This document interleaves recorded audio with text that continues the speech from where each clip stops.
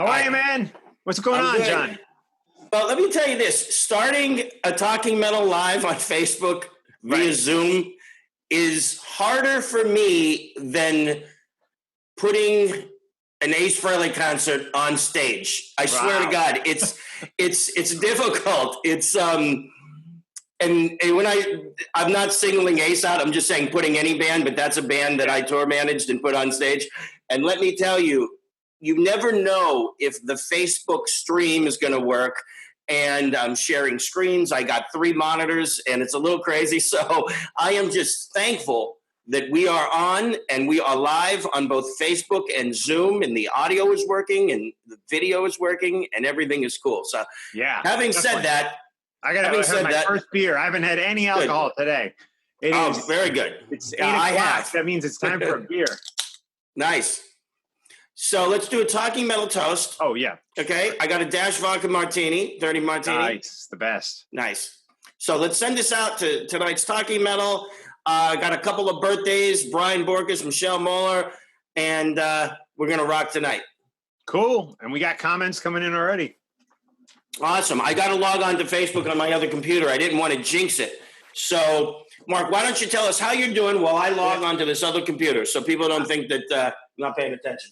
Yeah, I'm doing good, man. I wanted to mention it is June 26th, Friday night, when we are recording this. Of course, it will live for eternity on YouTube after the fact and in podcast form for people listening in their cars as they're driving around or out on a walk to the Talking Metal podcast. We welcome all you guys to the show tonight. We have Scot Coogan, drummer, also a vocalist, great vocals. He provided for Ace, and last time I interviewed him was he and George Lynch and Robert Mason all together down at M3 a couple of years ago. So psyched to talk with him again. I hung with him at LA Guns in New York City. And anyways, 2 guests coming to the podcast, John, that we've never had in the 15-year history of Talking Metal. Dee Snider, finally coming to Talking Metal. I haven't recorded that yet, so fingers crossed. Hopefully it happens. It is scheduled. But Klaus Meine, I recorded an interview with him. The nicest guy. What a legendary heavy metal singer, hard rock singer. And that the publicist wants us to hold that until July 7th, I believe it is. So that will go up on July 7th. On Talking 2 legendary vocalists for first 2 time great bands. The podcast. Ozzy's been on twice. We've never had Dee Snider or Klaus Meine. I have a great Dee Snider story. When I was at my office at 1515 Broadway on the 20th floor, it was more of a cubicle, and Dee Snider came over to my desk and hung out for a few minutes. So that was a really cool thing. Yeah, I did meet him once when I worked at I'm trying to get out of here. When I worked at MTV, he came to hang out on a show I was working on. That same show Ron Keel was on. It came from the 80s, part 2. And he came by and we hung out and I talked with him, and he was just a great guy. Showed up, no bodyguard, no nothing. Just walked right in off the street. That's great. Yeah, he's really cool. I last saw Dee at one of the conventions that we were doing with Ace, and for some reason I'm thinking it was in Texas.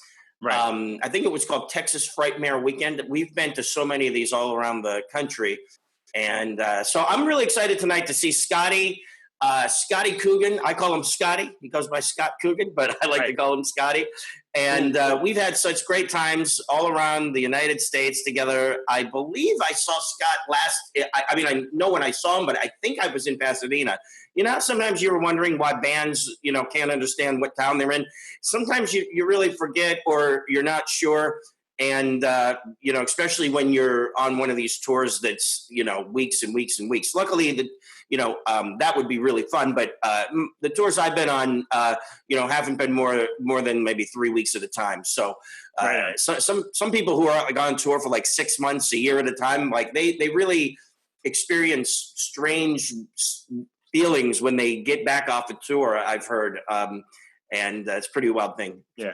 I can't read the comments tonight, by the way. There's already 8 comments. Cool. Last week I had my iPhone and I could read the comments fine. Now I have This is my Mac here, but then I have an iPad, which I actually just bought, set up on the side here, and for whatever reason, it's not allowing me to read the comments. Well, I'll read a couple. PJ Alvarez says, "Hi guys," and then he says, "Delilah Frehley," and I was going to mention that Delilah sent me some amazing Rockstar Picks cool stickers, and believe it or not, I am the K in the rock of Rockstar Picks. Oh wow! Rockstar.picks.rocks. So make sure you get rockstarpix.rocks. It's not .com. It's .rocks.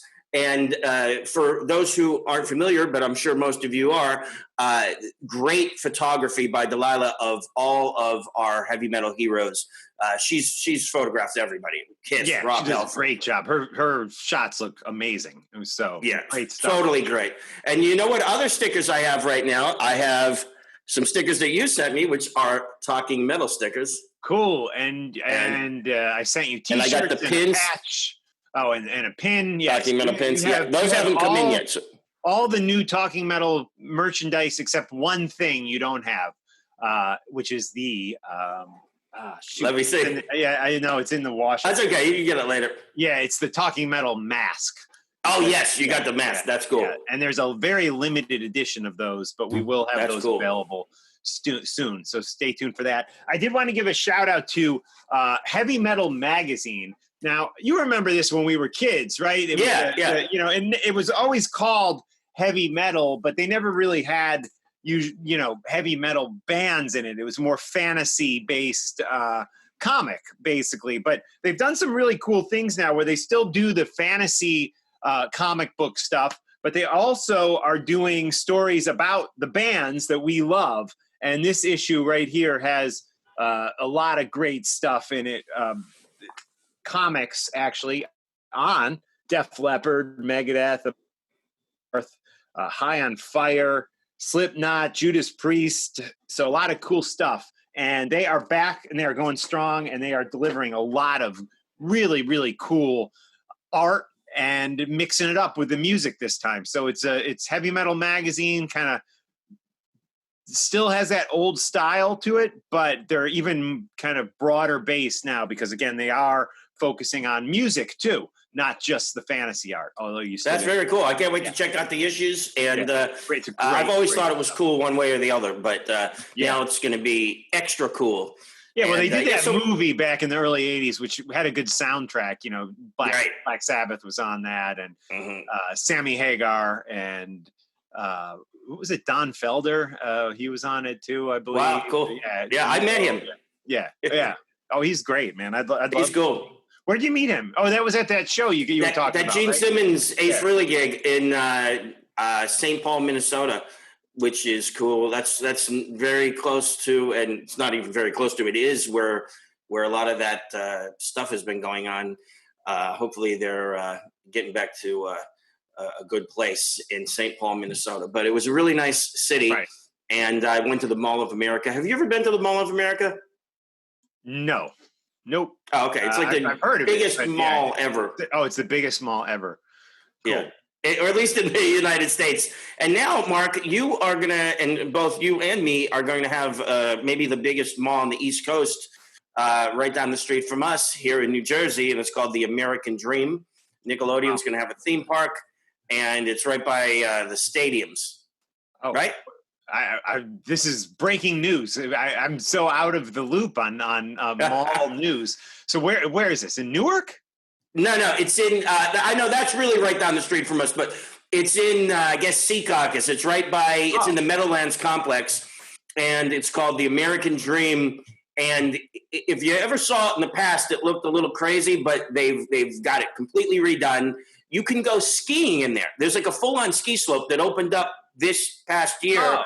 Is that in Secaucus, or is that like technically East Rutherford, maybe. East Rutherford. Yeah, Rutherford. East Rutherford. Okay. East Rutherford. Wow, so they opened they built this indoor ski slope there. It's been sitting unfinished for like 12 years or something. Yeah, they're finally finishing it, huh?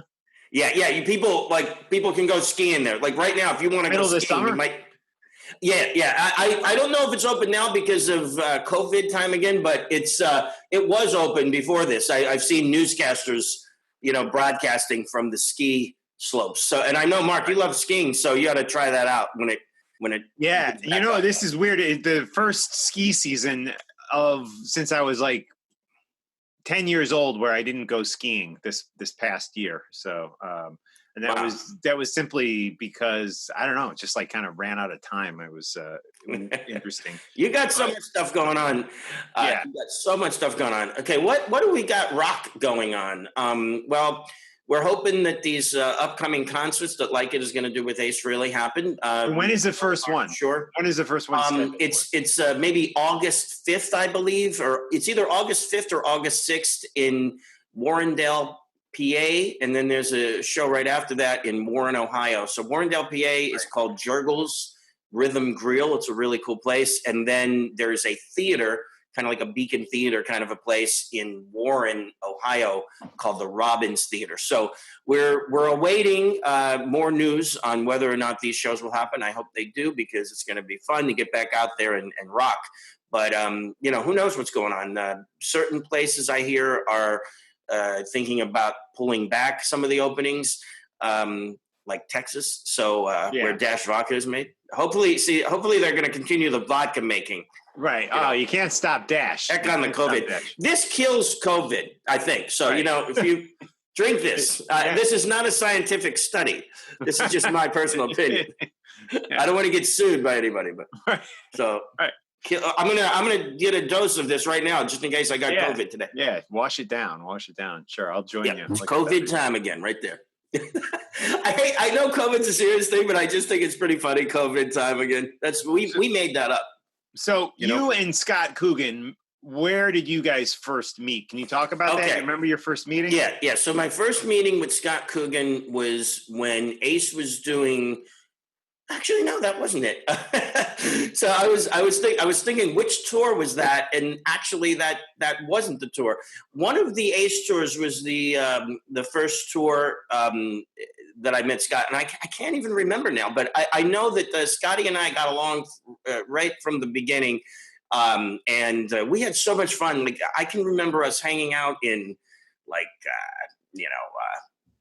up near Canada. I mean, there's just like we've been all around, but there was certain concerts that I just had such a fun time at. And basically after the show, after everybody, after we're done with all of our work and everything is tightened up, then if things are still open, sometimes we go get food, sometimes we go have a drink. And I remember us having such a great time in a couple of casinos, and we've just had a good time all across the country. And like I said, the last time I saw Scot was at a show where Scot was already in LA Guns, but he came to see Ace Frehley play, and Like It was the opener. So I hung out with him out in California, and it was really fun. Cool. Yeah. Now, you weren't at the LA Guns show at the Iridium, were you? No, I'm not sure why, but I remember talking to Scotty that day. I just must have had some other commitment that I couldn't get out of, and as a result, missed the show at the Iridium. But I actually spoke with him for a few minutes after that show, and great guy. That was an excellent show, by the way. LA that's so cool. It's such an amazing venue to see him in the Iridium. Yeah, I'm trying to think. That must have been, I want to say spring of 2019. It was like around April of 2019. So yeah, over a year ago at this point, but fun night. I remember I took a cab to work that day for some strange reason. So, and for all you listeners, I normally don't take a cab from Jersey City, New Jersey, all the way into Manhattan to Times Square, which for normal people, that's probably about 6 miles or something, but you don't normally do that. Like in the New York area, you don't take cabs from New York to New Jersey or vice versa, or whatever that's called, vice versa. But for some reason, I did that day, and I remember talking to Scotty on the way to work, and I'm not sure why I wasn't able to go to the gig. I must have just had some work-related thing that I had to take care of that day.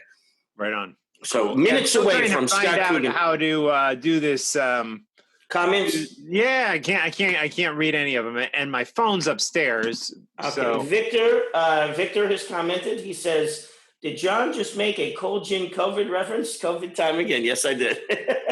He's done that before, Victor. Yeah, which I love because now I walk around the house going, "It's COVID time again." Like the kids are like, "Can we go on a play day with our friends?" And I'm like, "No, it's COVID time again." Yeah, so that's good. I've started saying that. Yeah. So we've got Janice Head say, "Where's Coogie? He's coming up." We just were texting a little bit earlier, and he said he's got Zoom all set up, and let's all hope it works. That's the crazy thing about these things. You never know if you're going to have a technical problem. And it's not just us who have a technical problem. I mean, you could be watching, candidates for office, and they're having problems, or news stations are having problems. It's crazy, but you never know. But you know what I would like to figure out is how do you scroll through comments, and I can't tell. On my phone I can do it, but I can't do it on the computer, and I cannot do it on the iPad. So it's very strange. Let me try. I'm going to read the names of some people. We got Delilah from Rockstar Picks.Rocks, Victor, PJ Alvarez, Chris Kelly, Michelle Stark, who is going to be part of the Talking Metal Marketing Group. Jack Lawler, my favorite person on Facebook, Jason L. Oh, now I can read them. Yeah, I see them on. I can read a few of them. Corey Baldwin, Janice Head, my Aunt Patty, Vinny Adam Romano, Mark Deal, and Lynn Cordera. We've got a bunch of people commenting, so I can see, but I can't scroll. It's weird. Right? Yeah, it's weird. On the iPhone, I could scroll, but on the computer, I can read them, but I can't scroll. And on the iPad, I can't even read them. So it's very odd. Because I would think that operating system on the iPad is the same as an iPhone, but maybe not. Who knows? So anyways, something different. So everyone checking in, guys, we hope everyone's having a drink on Friday night, doing whatever you do. I always loved the Still Life. One of my favorite live records, by the way, is Still Life by the Rolling Stones. And it was a broadcast concert or something at the time. And Mick Jagger always says, "I'd like to say hello to everyone watching on the TV. Hope you're having a few beers, smoking a few joints, and laying the hell of it." I can never understand what the last part of what he said was, but I know. Oh, that's cool. Drinking a few beers, having some joints, and So great record. And of course, what's your favorite live record? Obviously, Kiss Alive or Kiss Alive. Yeah.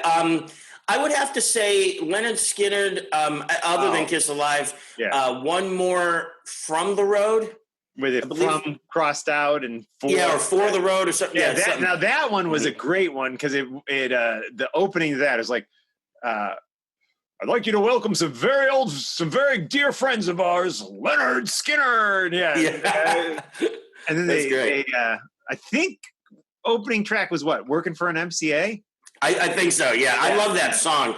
Raging Slab covered that, and they changed the title to Working for RCA because they were on RCA Records. Oh, right, right. And you want to hear something crazy? My first job in New York City was working for MCA for 3 days. I worked in the mailroom for MCA Records, and I got the gig, I believe, through your childhood friend, Derek Sivers. Okay. You worked there for 3 days? Yeah, MCA Records. And Derek hooked me up with a headhunter who was working with entertainment companies. And she sent me on this job, and I worked there for 3 days. And then I think I got a full-time job like the fourth day. So I left there. I can't remember what happened. But, yeah, I worked in the mailroom.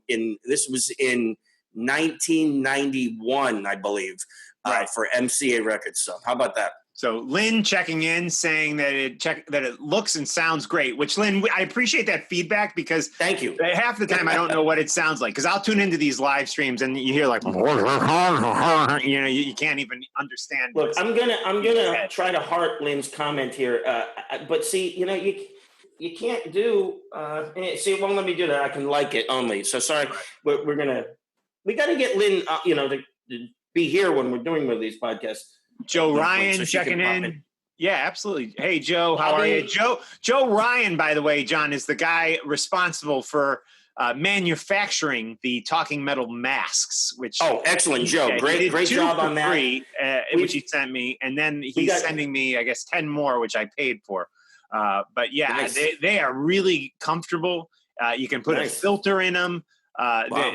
They are, and they're one of the. Emily said, that's the only mask, because I've bought numerous different masks, and she said to me, that's the only one that fits your face good. Oh, good. To keep. I have like an abnormally large head. So yeah, I am. Oh yeah, Emily. We have David Craig Ellis, who is not only an amazing artist, but he's also an amazing musician, and you know him best as Dave Ellis from Sweet Little Roxana. Oh right, I remember that. Yeah, and Nitro Musk and all of Dave's solo projects. But right now, David Craig Ellis is an unbelievable painter and just all around artist. He's got shows. And he's got like an amazing art studio in Brooklyn. What's that place? Dumbo.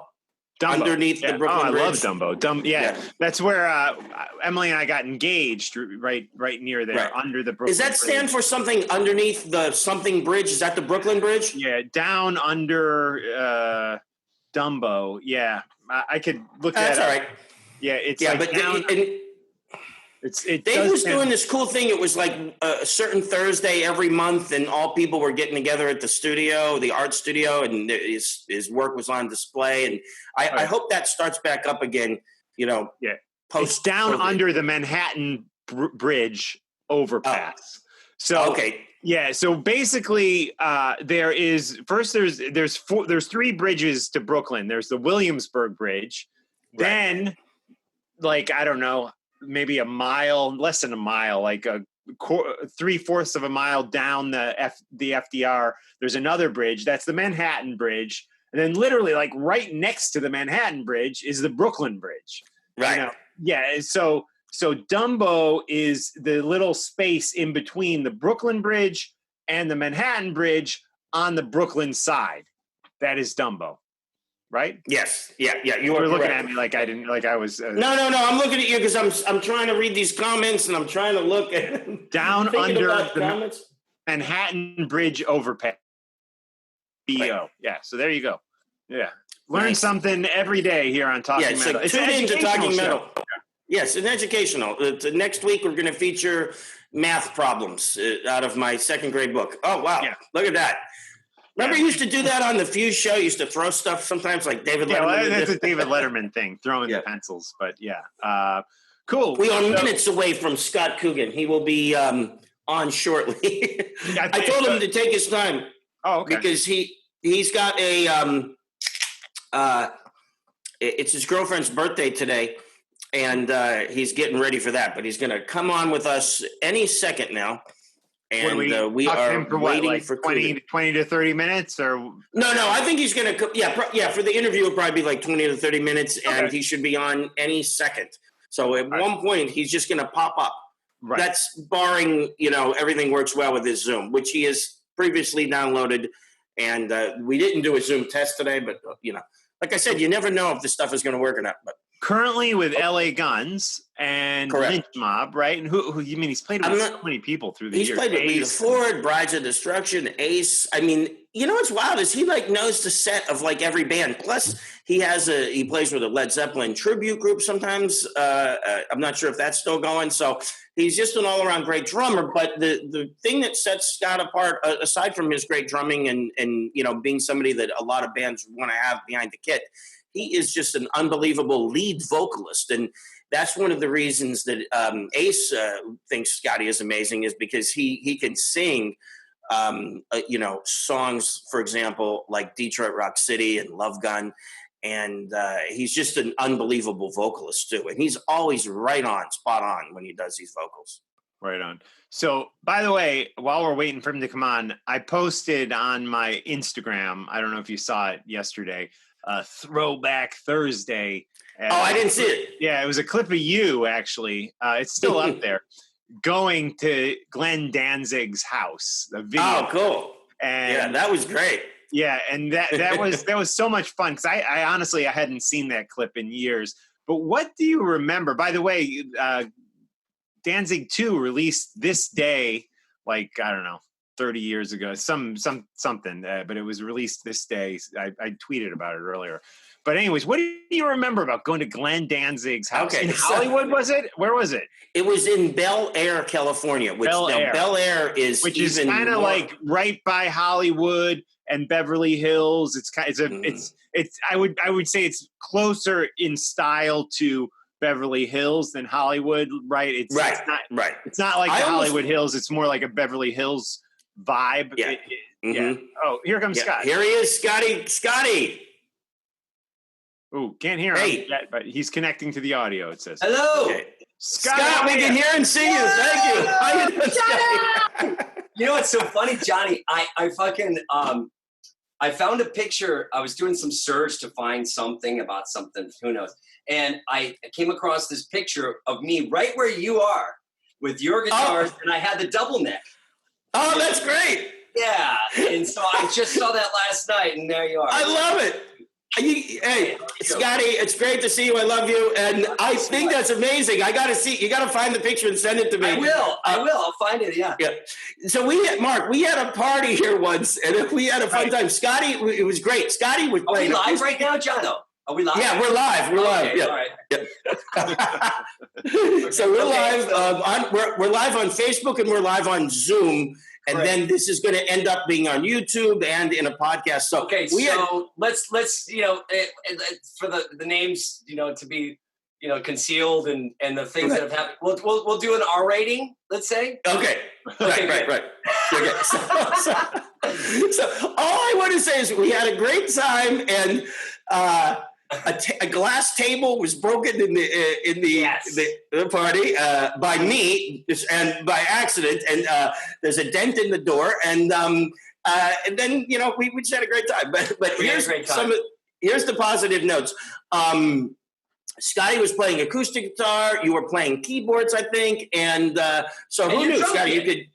Yeah, you were behind the Eric Carr drums, in the room, and playing the double neck. Yeah, that's right behind here. Yeah, so I can't wait to see the photo of you with the double neck, Scotty. I'll send it to you. Okay. So Scott, last time I interviewed you was I think 2 years ago, although it could have been 1 year at M3. No, it would have been 2 years ago at M3 when you were with Lynch Mob. Yes. And then I saw you about a year ago at the Iridium in New York City with LA Guns. Awesome. Spoke with you briefly after that show. So tell us everything you're up to right now. You got LA Guns going on and Lynch Mob is still happening. Or anything? What's that?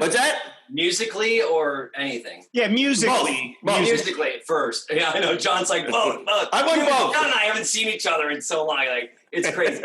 Anyway, the guy tour managed me for almost, a decade. So, we knew each other very well. Well, we just did LA Guns. I've been in LA Guns for over a year now, which is great. Right. Playing back with Tracy again, it's awesome. I love Tracy. I love all the guys. Johnny Martin and I have known each other for, a couple decades, maybe 3. And Ace and Phil is awesome. Phil and I actually, Jono, when I would go on flights to go on Ace gigs, I'd run into Phil because we both lived in Las Vegas. Right. And so I'd run into Phil a lot, on flights and stuff like that. But it's great to be playing with Tracy again. And we just did a show for the Monsters Rock Cruise Facebook page. It was at Third Encore here in Los Angeles, and it was a really cool setup they had. It was very pro, and we sent streamed the video to the people that wanted to see it, and it was our first time back together. So it was in that setting. It was quite strange, but we all knew what we were doing, and we're all brothers, and it was fine. It was a lot of fun. And it went off really well. So that was the last thing I did since the quarantine. So right, wow. Yeah. So it's LA Guns, Lynch Mob. You're currently a member. No, Lynch Mob. I believe at the end of the year last year, George got back with Oni again. Oni and I we go way back. Oni and I, we had our own band with Ron Robertson called Violence Demise. back in the 90s. Right. We were signed to Atlantic, and unfortunately, the record never came out. But it's brilliant. We're working on it now to release it. So that'd be cool. Those of you who know Violet's Demise, we're coming back out with Oni and Rowan and Spencer, and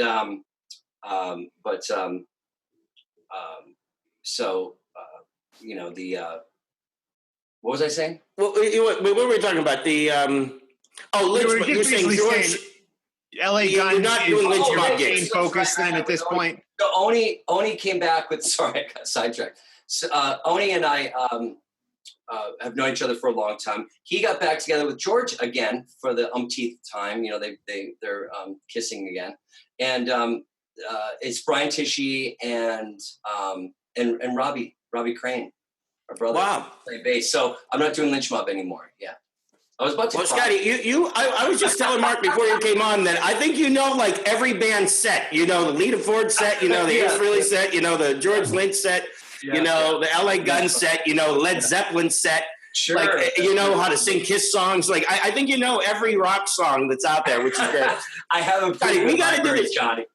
Yeah. You know what, Scotty? I saw that you had a nice glass of wine, so we do something called a talking middle toast. So let's do that. Toast. Yeah, brother. Talking middle toast to Scott Ready? Coogan. Yeah. Ready? Listen. All right. Very good. I told Scotty, I said, Scotty, this is less. It's my girlfriend's birthday, so we're just getting ready to go out for dinner. Yeah, tell her happy birthday. Happy birthday, baby. Yeah. Thank you, she said. I heard it. That's great. Yeah. So Scott, the LA Guns, are you guys thinking about new material at this point? Is there any talk of going in? I know there was a great record, which I believe was right before you joined. The Devil You Know. The Devil You Know, yeah, and really solid record. Is there talks of doing another LA Guns record? There is. Well, there's a new single. The new single is out, which we played at the show, and you know, Tracy and Phil and you know the other guys have input as well, and you know we're working on a new record. Yeah, so I don't know much because I'll be honest, because of the quarantine and stuff like that. Like for instance, the song "Let You Down," the song we did on the show, Monsters of Rock. The Monsters of Rock show was done by Adam Hamilton, who's the engineer. And he's a great drummer. He plays everything. You know, he's awesome. And he played drums on it. But yes, we will get in the studio and it'll be my first, besides the Christmas record last year, will be my first proper LA Guns record that I'm on. So I'm very excited. Very cool, Scotty. Yeah. So, Scotty, you were living in Las Vegas for a long time. And was it LA for 6 years? Wow. 6 year weekend. Yeah. Man, good for you. I don't know if I could, you know, it would be bad for me to go to Las Vegas and live because I love Las Vegas and I get in enough trouble here in New Jersey. Like if I was in Vegas, I don't know what would happen with me. But Jamie Ross, the one of the craziest guys from my group, like it, and you know, he worked with us too on the Ace gigs. Lead singer of Like It, he lives in Las Vegas, and he's being good out there. But like, you know, it's very hard to be good in Las Vegas. But what I'm going to say is, was it LA Guns that got you to move to California, you know, back to LA, or your girlfriend, or something else? Interesting. Well, the thing is that, you know, my mom and dad are, you know, mom and dad, they say hello that way. Yeah. Tell them I said hello too. I love you. Hi. And so they're here in Corona, and cool. you know, dad and mom, they're getting older, and you know, so I thought it would be better to be here in California with mom and dad, where I came when I was, you know, they followed me out here when I was 19. Right. So, you know, and they raised my ass. So I love it. Good, Scotty. They've been through the ringer, man. You know, so it's just right for me to come back, and things were getting a little, I'll be honest, things were getting a little crazy in Vegas. You know, I left Ace, as you know, in 2018. And so I finished my own record with Alex Grossi and our singer Callie. He's a rapper, actually.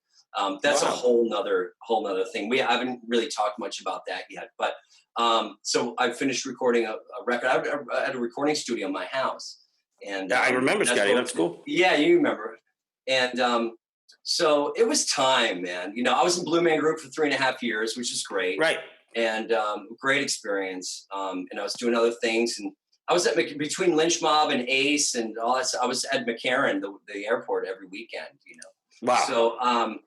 So it was time. Things were kind of slowing down. I finished my record, and I just thought, you know, I should come back to California. So I did. And, you know, taking care of mom and dad. And they're doing very well, by the way. Excellent. And then I met my girlfriend, and now I live where I live in Los Angeles, and I have a beautiful dog named Thunder. Thunder. Yeah, I saw a great picture that you posted of your dog and your girlfriend. You said, you know, happy birthday from the both of us. We love you, and right. that was so cool. I said we love you. Yeah. We love you. That's what I say. We love you. Yeah, it's like you I can't and the say dog. I love you anymore. It's like we love you. We love you. Yeah. Yeah, it's a family. Scotty, awesome. now look, what a great thing. You're back hanging out with your parents. You know, you're close to them, and you met a new beautiful girlfriend, and you know, things. I think they're right on track. If it wasn't for COVID, like everybody would be out doing their stuff. How's California with this COVID thing? Are you going out now, or what?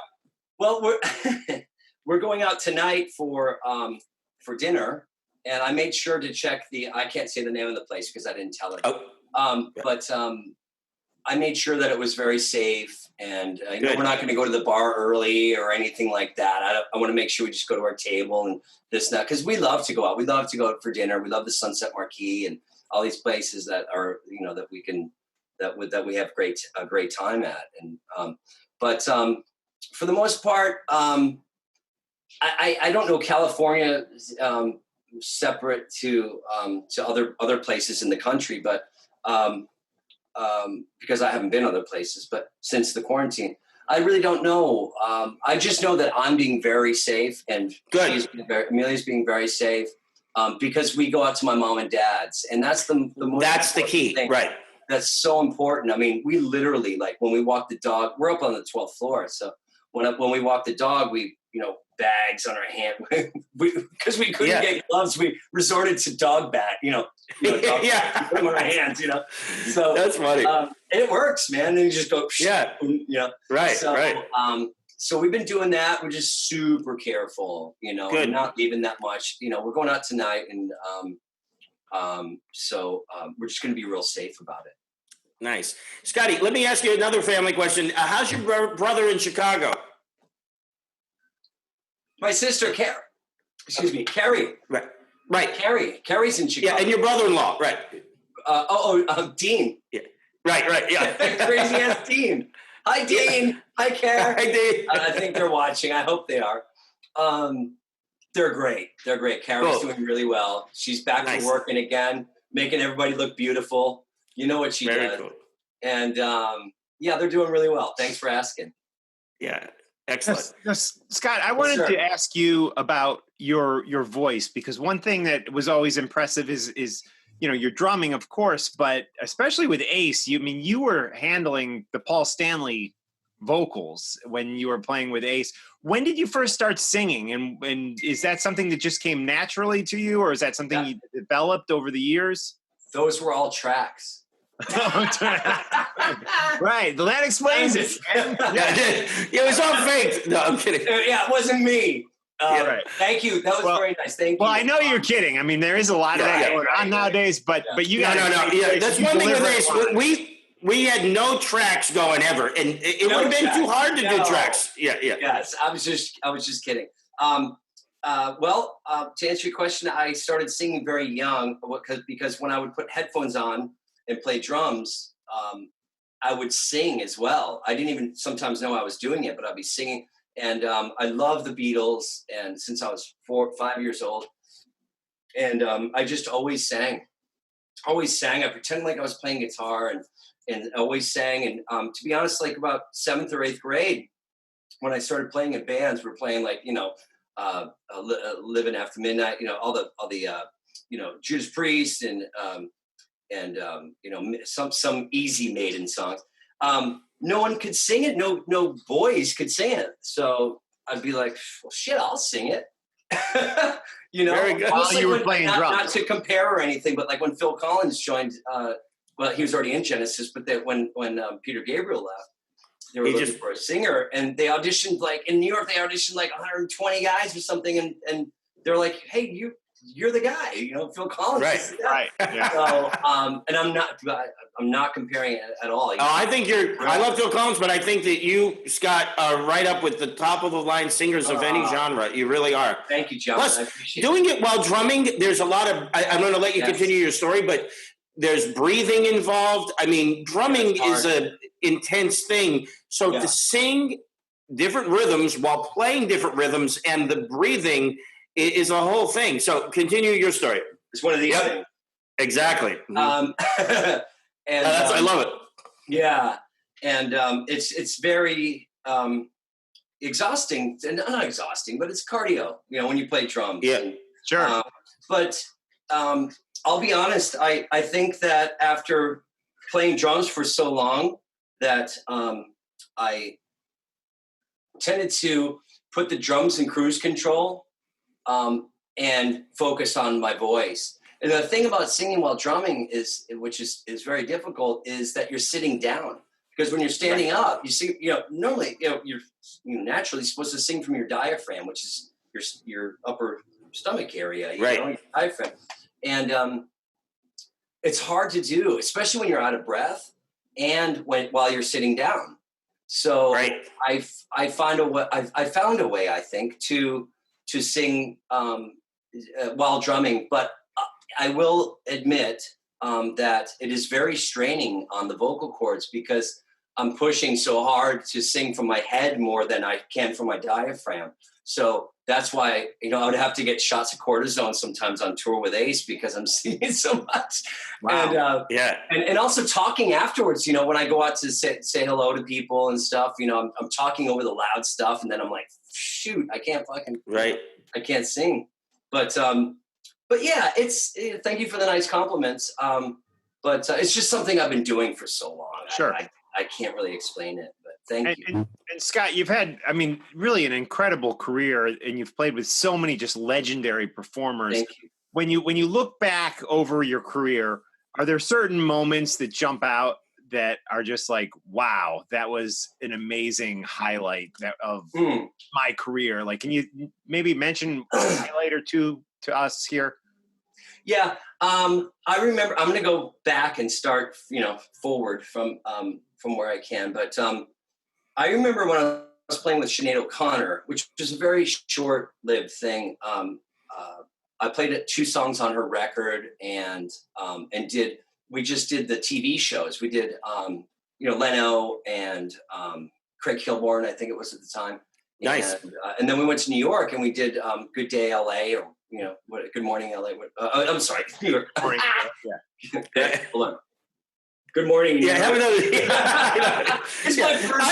Here's the thing, Scotty. I didn't even catch that. So yeah, we went to New York and did Good Day LA. I was in New York doing Good Morning LA. Right, you could have been. You never know. But with Zoom now, you can, right, Johnny? Right. Absolutely. Right. So I was with Sinead O'Connor, and we were. The cool thing was we had to do sound check at 4 a.m, and we're right in the middle of these big buildings, like right where they shoot it. And I was with Rusty Anderson from a band I was in called Edna Swap, great guitar player. He's in Paul McCartney now for 20-something years. And we were just jamming. They're like, just jam, this. I was like, wow. So I'm singing Led Zeppelin, and all these homeless people are coming out, God bless, coming out and just like going, yeah, because it's 4 a.m, there's no one out. And we're playing Led Zeppelin. I'm, singing and doing my thing. But when we did the show, I didn't know that she was going to do. I think it was. It wasn't God Bless America. It was one of those. What was it, honey? I told you the other day. What Sinead sang that got me all. It was. It wasn't good. It wasn't. You look great. Sorry, guys. And. Anyway, she did it a cappella. It was Sinead O'Connor. She did this thing a cappella. It was awesome. I started crying because I had her in my mind really loud, and I just started crying. So that's one thing that I remember. I was like, wow, this is great. Maybe another thing would be I don't know. There's so many. Scotty, I want to ask you this: what's it like to play these festivals? I'm sure played like that's what I was thinking about. I was thinking about the Sweden Rock Fest with Ace. Yeah. And singing Love Gun and Detroit and and seeing a sea of people. It's just like wow, Yeah, that's got to be insane. My basement in Arlington Heights, Illinois, to all of a sudden in Sweden playing or Download Festival. Just amazing. I'm very blessed. I'm very very happy. Well, that's awesome. Yeah. Scotty, I just thought of something, and Mark doesn't even know I'm going to say this, but we used to do, when we had a TV show, what we called Talking Metal Jams. And we would literally, we did them at the Gibson Guitar Showroom in New York. I remember that. We're going to come out to California. You guys rehearsed there. Yeah. Set up the whole back line in there. It was great. Yeah. What we want to do one day, and I hope you could be part of this if you want, which I hope the answer is yes. We would love to come out to LA, go into a studio, probably like a rehearsal studio, put up a couple of cameras and have you play drums while Mark and I play. We'll find a singer and we jam. Sure. We're talking metal. Okay. So we got one guest. Cool. Yeah. I don't know any Like-It songs. You got to send me the. Oh yeah, we'll play Like-It songs. We can do that. Yeah, we'll get Jamie to come out. Yeah, that'll be the singer, Jamie. It'll be great. Yeah. So we will do. We'll get Mike Lincoln. He'll play bass or something like he can. We'll get the drummer. I love him. I love Mike. So Mike is doing. He's doing great. Mike is doing great. Mike is. Hi, Mikey. I love you. I love it. Mike's, I'm sure, watching tonight as well. So. Mike handles apartment complexes. He is not only an expert drummer, but he is almost like a manager of various buildings that his family has, and he has all these skills that none of us realize that he has, and he does a great job at that too. He's got skills. I know he does. Yeah, he's awesome. Got skills. Awesome. So it's. What, Scotty, what's so funny is that I told Scotty Mark again that this is more of like a hangout, and that's what we like about this. It's less like, hi, tell us about your new song coming out. Like, we're just sort of like, hey, Scotty, I haven't seen you for a long time. What's going on? Hey, Johnny, that's how I feel. So we're doing the right thing. I love it. I feel like we're hanging out. I feel like I'm back in your room again. I feel like the pinball machines are right behind me. Right? Yes. Oh, cool. Yeah. I love it. Yeah. Here, right? Yeah. I love it. Yeah. Scotty, you're going to think I'm nuts. I got the drums are right over there. Yep. I've been and you're not going to believe people, by the way. Yeah, you're not going to believe what I have now in there. I have 5 arcade games, like Pac-Man mini arcade games. But they're tall. They're by a company called Arcade 1-Up. So they're what in our day used to be called cabaret games. So they're like, I don't know. They're about this tall, maybe about this tall. And I got Pac-Man. They have multiple games in them, right? Well, they have multiple games in them, and I have 5 machines. Yeah, right. I'll send you a photo. It's ridiculous. Like I did this. Go ahead. Oh, Scotty, we're interviewing you, so nobody wants to hear about my dumb video games, but we want to hear you. I do, and that's all. Okay, thank you. Right now. I worked at an arcade when I graduated high school, which was awesome. And that's cool. Right before I moved in to Hollywood, I was working in an arcade. My mom and dad remember. It was called Pin Pan Alley, and all I had to do was just go out and give people quarters. It was still quarters back then. Right. The game was like 50 cents. We had Narc. And what were the other games? Narc. The Ninja Turtles game was really big then. I never played that. But what were the other ones? I can't remember that. But it was 2 stories. It was 2. Wow. And I would just pretty much. It was the summer. I think it was like about 4 months. And I would just get stoned and practice on my pad, my drum pad in the office. And then, someone would knock on the door and I'd come out, same guys every lunchtime. I'd be like, wow, you play video games? Like these businessmen, Wow. Okay, here you go, bro. Here, do. I'd go back in, work on my rudiments, Oh, that's great. Yeah, but it's not there anymore. It was off of Algonquin in in Gulf Road in Illinois. So where did you grow up in Illinois? Arlington Heights. Arlington Heights. Yeah, I went to Rolling Meadows High School. Oh wow. Yeah. Okay. Cool. So, northwest side. Northwest. Yeah, I was in Hinsdale, Illinois, which was Hinsdale. Yeah, Hinsdale. Yeah. Wow. Cool. Yeah. Yeah. Hey, so Scott, obviously this whole COVID-19 thing's going on, and all our favorite shows are being canceled or postponed. Yeah. When do you think we're going to return to normal concerts again? Do you think it's I just had 2 dates canceled today. Oh no! Speaking of it, yeah, with LA Guns, we have, sorry, I'm looking right now, but we had dates in July that got canceled. It's a little too soon, the dates in Ohio and Michigan got canceled. Now we have August 27th, we have the UK, which, it was very difficult. We had such a huge year. This is my second year with LA Guns, and such a huge year of dates and, Australia. And John, as you know, I have a son in Australia. Yes. And so actually right about now, we're supposed to, middle of June, we're supposed to be there, which is hard, and we're, going to England, Ireland, all the overseas stuff was this year. Last year we did all the States. And so it was very difficult to, of course we all have to be safe, and that's the most important thing. But it is difficult to do something that, it's not difficult. It's upsetting for something like this to happen, and not be able to do what we do, and people to come out and be together and all this stuff. It's frustrating, and it's anxiety driven as well. It's like, wow, man, fortunately, thank goodness I found, not found, but I think, I did find her actually. It's a beautiful girl, and we got a dog, and stuff like that to keep our lives going and keep things happening. And I'm very blessed, but it's really, really hard. But everything will eventually, when things are safe, get back to normal, I'm hoping. And when they do, we'll get back out, and we have dates in August going to England, and those were moved. You know what I mean?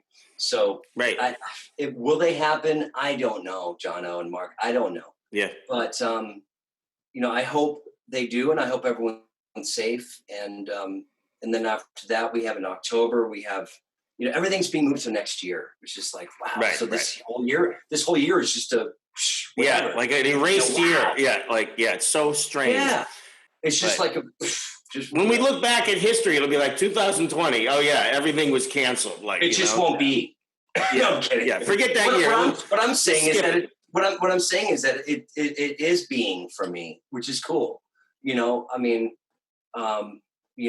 Everything's been very positive in my life during this COVID-19 situation, and I'm very very lucky for that. So when we'll be back out again, I hope soon. I miss it so much. And I think that was very important to do with LA Guns getting back together for the show that we did for Monsters of Rock Cruise, that we were able to get back together. And there was still a bottle of Jack in the dressing room. There was still our intro music. There was still all this excitement about it. And as much as we could, we were all kind of like, we're going through the motions, but, and I thought Phil said it best, my singer, when he said, hello, nobody, after the first song. I was like, slow. Yeah. Hello, no one, Phil's the best. I mean, I love that man. Well, we're cheering you on from our homes, Scotty. And, thank you. Yeah. Scotty, the best. We're all in the same boat, Mm-hmm. We all want the best, and we want to get back together and have live music, and but it's going to take time. So, and Scotty, before we let you go, I just got to tell you that I think you're being safer than I'm even being. I was wearing gloves. If I had to touch my own door, I had a glove on. Like, it was ridiculous. Right. But now I'm kind of like going wild. But But see, you have to be safe because you are interacting with your parents, and Correct. my parents are 6 hours away, so I haven't been able to see them in person. We do on Say hello to screen them, stuff. by the way. I love I them. will, absolutely. They love you too. And Scotty, I just want to say thank you for Thank taking you. the time out, especially today on your girlfriend's birthday, to It's talk with Mark and I. And I hope pretty you got. right now. Prettier. Yeah, she's already pretty. She's getting prettier. And I hope that you guys have a great night out tonight. Thank you, And John. I hope it's great. And I hope to see you in person soon, Scotty. Me I too. miss you so much. I love you. And we're going to hang out soon. And then we're going to jam together one of these days. All That'd of be us. awesome. Yeah, we need I'm to down. do that for sure. And Scott, where's the best place people can get in touch with you online? Is it Facebook, Twitter, Instagram. most likely. Instagram? Okay. Yeah. cool. Cookie Monster 71. See, like Cookie Monster with a G 71. Okay. Well, have a great Excellent. birthday dinner Thank you, with Mark. your girl, and thank you Amelia. for all the great shows. Amelia. over the years. Amelia. Lynch Mob, Ace, LA Guns. There have been so many memorable shows that you've personally given me Thank you. for the in the past. So thank you for those. Thanks, brother. Have a good night. Cool. Be safe. Scotty, have a great time, Scotty. And Thank we'll you. talk to you soon. Thank Okay, you. Bye-bye. Mwah. Keep rocking. Bye, guys. Rock on. Bye-bye. All right, Scott Coogan, Scotty. ladies and gentlemen, amazing drummer. Amazing drummer. With so We many. said it at the same time. Amazing drummer, amazing vocalist. What a fun interview. And I like it. It was more of a hang. Look at me. I'm eating olives. This is not right etiquette. This is bad. And I didn't even say that right. So you're not supposed to put your hand in the cup and eat the olives, but that's what I'm doing. All right, man. Well, let's see. How about that? We got. Like are you? We only have one guest tonight, which I like because, Right. like I said, I've been so overbooked. I got like literally 6 interviews in the can on my hard drive that we haven't done from these live shows, plus posting last week's show, and which I cut into 2 different episodes. So I think one guest was really good tonight. But if you're down, Right. I'd love to hang for another half hour or so, John. Yeah, let's do it. Hang out here. Let's do it. And guess what? For that reason, look what I got. Ta-da! What do you got This is it's called Einstock. It's from Iceland. At least that's what I think it says. Beer? What is that? Yeah, it's called Einstock Icelandic Toasted Porter. All Yeah, it's right. good. It's really good. We got like an exotic store right down the street here, and they have like tons of different cool beers. I had one that tastes like chocolate. I swear to God. This says toasted porter, but the other one is tastes like you're drinking like a chocolate thing. But it's good. So another toast. Well, I'm going to quickly run and grab a beer, and Okay.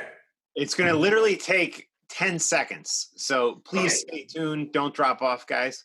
So I will entertain the audience for 10 seconds. Hi, everybody. John Astronomy here, coming to you from Jersey City, New Jersey. You know what? I'm going to tell you what I like. I like Dash Vodka. It's extraordinarily smooth, and it's handmade in Texas.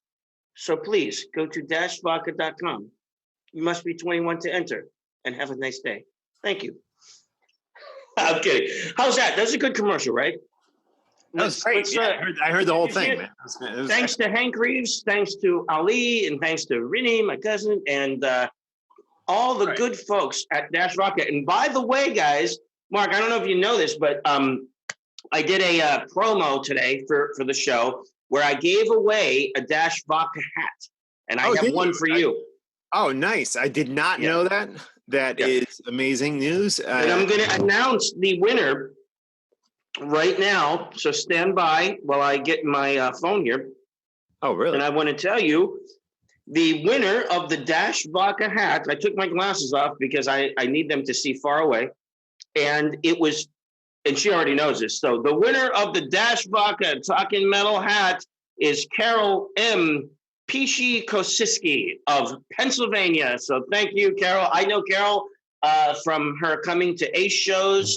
And she's one of the, if I had to name like the top, X amount of Ace fans that I remember a lot of them. And Carol is one of the top group of people that I remember forever who are fans of Ace. And she got guess what? The question was this: So I should say the question and I should say the answer for everybody who is playing along. The question was, name a band that Ace Frehley was in prior to Kiss that's 3 syllables. It starts with an M, and here's the key. It's one word. Now, I always heard there was a band that Ace was in called the Muff Divers. That's 3 syllables, starts with an M. That's not it. The key is one word. And do you know the answer, Mark? I don't. I'm ashamed to say I do not. No, that's okay. The answer is Molimo, Molimo. And if you search on Google, Molimo, Molimo, and Ace Frehley, Frehley, everybody knows how to spell it. ACE, for the people that are listening. You will find pictures of Molimo, and I believe there's even some music up. And when Ace played a show a few years back in New Jersey at the place where you went and saw Rat, what's that? It's like a theater, Mark? The Wellmont? Like, no, it's like in Englewood or something. Oh, I don't know. Did I see Rat in Englewood? That's the maybe Pack. Bergen Pack, yeah. Yeah. Maybe you didn't see Rat there, but I think I saw Rat there. Oh, okay. I know they played there, but I met one of the members of Molimo at that gig. How cool is that? That's amazing. He came to see Ace. So somebody from a blast from the past from Ace's pre-Kiss band, Molimo. So Molimo. Carol, congratulations on winning the Dash hat. And we're going to have some more great giveaways coming up on the next episode. The guys from Dash sent me some amazing stuff. More vodka, which I'm going to give you some, Mark. Cool hats, cool shirts, cool bar stuff. So, like when you go to the bar and you see like behind the bar, they have like a rubber thing and they put glasses on and stuff. I got Dash stuff. So I can really rock out my place with a bunch of cool Dash things. And I'm going to tell you guys, sometimes people take a drink of vodka and they think it's very difficult to drink. This stuff is really smooth, and I like using the term extraordinarily smooth. It's handmade in Texas, and it's just so good. And I'm not saying it just because, I love the company, and we got a little, I got friends at the company and relatives. I am saying it because it's that good, okay? And I want this to become like the next craze. Talking metal, Dash vodka. It's a good thing. Absolutely. Right? Absolutely. So let's talk about next week, John. Cool. There's a possibility I could get Phil X. Do you know who that is? Yes, guitar player from Bon Jovi. That would be amazing.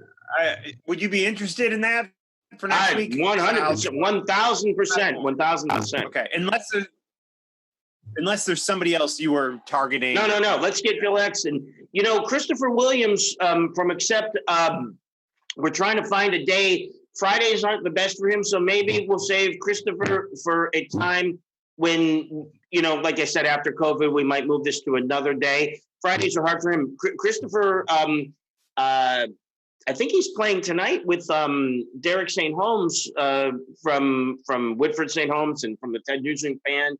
Or maybe that was last week. But we'll get him on at some point if we have 2 guests. But I would love to have Phil X on. So if you can get Phil X for next Friday night, that would be amazing. Phil X from Bon Jovi. Now, that would be awesome. Yeah, let's see if we can do that. It's a good possibility. I did want to ask you about your guitars because there is usually just a line of Les Pauls there. Right. But in the corner of the screen there, correct me if I'm wrong, but is that an Explorer? My favorite. Yeah, I can't believe you saw that. Look at my Explorer right there. I got Mark is an Explorers. Yes. Mark is an Explorer guy. For you guys who are listening, most of you know what a Gibson Explorer is. It's one of the greatest ever shapes, in my opinion. And you have a black Explorer, a white Explorer, and a red Explorer. And your white Explorer is very rare because it's a James Hetfield style 80s Explorer. Right.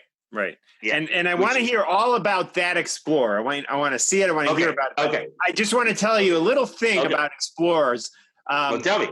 Emily and I, one of the things we do, it's bonding experiences. We watch a lot of concerts at night. We'll get the boys to bed and we'll have a few drinks and watch concerts on YouTube or TV, and we blow them up on the big screen in our bedroom. and we were watching the final concert. Of course, it wasn't the final concert, but they thought it was in 1982 of the Doobie Brothers. And Wow. yeah, it was the final concert in LA, like hometown show. I guess hometown show, or they were like, they weren't exactly from LA. Michael McDonald was from LA, but anyways. So, and for the last two songs, the original member, Tom, what's his name? Tom Johnson comes out, and he comes out with a Firebird, and he's playing China Grove, I think it is, and he immediately breaks a string, like you know, they shot the concert for a VHS, you know. Yeah. Oh wow. Right. And everything, and then they take the broken Firebird, the Firebird with the broken string, and they hand him a red Explorer, almost exactly like mine. And that's amazing. He ends the final Doobie Brothers show. Of course, wow. Came back without Michael, but you know, with Tom actually, but yeah. So it was great. Tommy Johnston. It was Johnson or Johnson. I'm not sure, but yeah. Doobie Brothers, great band. One of the only albums that were in my house, other than Kiss albums and that Leonard Skinner record that I was talking about earlier, was a Doobie Brothers gatefold record where they were all naked inside. I remember my parents didn't want me to look in the album, and but we had that record, and so I always loved the Doobie Brothers. And Mark, I remember, I swear to God, you're not going to believe this. You and I were walking in Times Square, Manhattan, on New Year's Eve during the daytime, and we bought that Gibson Explorer together. I mean, you bought it, but I was with you, and it was $666. Wow. See, that's why I love John, guys, because he remembers things that I don't. And I remember it was $666. I remember buying it, but I didn't remember that it was on New Year's Eve. So that's awesome. Yes. Thank you for reminding me. It was on New Year's Eve. Now that you mentioned it, sounds right. Sounds right. Yeah. But what was weird is we didn't stay in Manhattan on New Year's Eve. We came back to Jersey, and maybe that's when we were roommates at that point. But okay, let me go get this guitar. It could have been, although it might have been before then, actually, because I'm thinking, I might have bought that when I lived in Hoboken. Yeah. Yep. Look at that. Wow, that's amazing. All right, so what year is this, John? It's got the buttons that are straight across. So yeah. Now, So I swear to God, I forgot what the year was, and it's so dark in here that if I look at this, you know, here's the thing. 80s, though. 80s, right? Oh, wait. Late 70s, early 80s. I think this is a 2008, believe it or not. But it's made to look like a 70s style, but I think this one is made in 2008. So that would make it 12 years old. But let me tell you what's crazy about this guitar. So this guitar, okay, I'm going to see if you can see this. Okay, you see that little letter on there? It says A on the headstock? Oh, yeah, I do. Right, yeah, I see it. Yep. Okay. Yep. If you search Bill Kelleher from Mastodon and, you know, Live or Explorer, you will see him playing on stage with this little A on this guitar. This is his guitar. Wow. And the reason that I got it, and there's a crazy story about it, is that Bill Kelleher is, I guess it's just like was because the showroom is not there anymore, but a great friend of Jim Felber and the Gibson Guitars showroom in Manhattan, which no longer exists, sadly. We're all still friends, but the showroom isn't there. And for some reason, this guitar was gutted, and I think he must have traded it or said, look, you know, maybe I'll take another Explorer or another guitar and let me trade you this. And it's heavy. It's a heavy body, and it had no electronics in it. And I found it, and it was just a body and a neck. And so then I went and I got parts and I built it back up again, but I didn't have a pick guard. And here's something crazy. Gibson Explorers, different years, the pick guard is screwed on slightly in different places. It's cut slightly differently, and the screw holes are different. So like what's weird is, Mark, we won't do it right now, but because our viewers might be like, what the hell are you doing? But if you took your Black Explorer behind there and this one, the pick guards might be slightly moved and the screws are different. And so I ordered a bunch of pick guards and none of them would fit. And let's see. Oh, that's a red one. Yeah. And see, this is the prime example. So, Mark, prime example. Yeah. Let me show you, Mark. Okay, hold your Explorer up. Okay, you see this point here? Your white, the screw here is after the pickup. After the pickup, whereas mine's right before the pickup. Now, my other Explorer in there, the screw is where yours is. So what happens is, I had this guitar and it had a big hole right here because there was no pickguard. And then I was in the Gibson showroom one day and I opened up a beat up old case, and what was in it? All the electronics from this guitar. So I found the original pickguard, put it back on, and now I have a full on amazing Gibson Explorer that belonged to Bill Kelleher and was used on many Mastodon gigs. Even has the little sticker so his guitar tech knows which guitar it is. It's a guitar, which probably meant that this is his favorite guitar at the time. You gotta wonder if he played that on albums or probably albums, tours. And here's the weird thing: I haven't picked up this guitar in a while, and it's in tune. Like my apartment's crazy different climates, hot, cold. The action is great. I set it up myself. I'm not a guitar tech, and it's one of the greatest physical guitars that has existed in my collection, and that's what's cool about this Gibson Explorer. It's awesome. So, Mark, you gotta play this on stage one day during a Talking Metal Jam because you're the Explorer guy, and this is such a cool Explorer. It looks beautiful. I love it, man. Thank you. Yeah. Let me put it down, and then I'll come back, and I got a question for you. Yeah, cool. Gibson, one of my favorite types of guitars. It's weird. With basses, I prefer Fenders. With guitars, I prefer Gibsons. And cool. I do like some of the 80s style or shredder style guitars like Charvels and Kramer's. Something about the necks on those are very comfortable for me. I do like those too. But Gibson's definitely probably my favorite guitars. Excellent. I got to tell you something really crazy, and then we'll go to the next topic. There is a video on the astronomy.com website. Okay. And it's crazy. You got to go to drop-down menus, and if any of you care, go to astronomy.com, starting with an O instead of an A. Astronomy.com.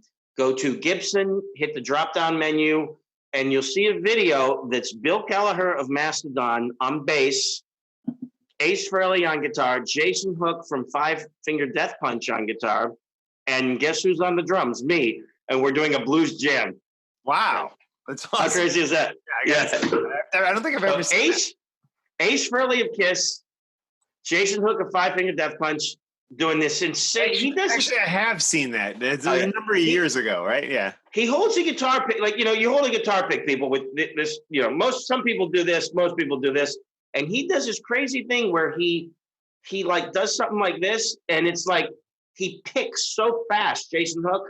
It's like if you put a pick on the end of a drill, he goes like, and it's amazing. And he's doing Eddie Van Halen style super picking. I don't know if he's doing it on the video, but when we were just there, he was doing it, and it was so good. And Ace was playing great blues guitar, and Bill Kelleher of Mastodon was playing bass. So how crazy is that? A cool jam. Love Mastodon. Love Ace. Yeah. Great stuff. Cool.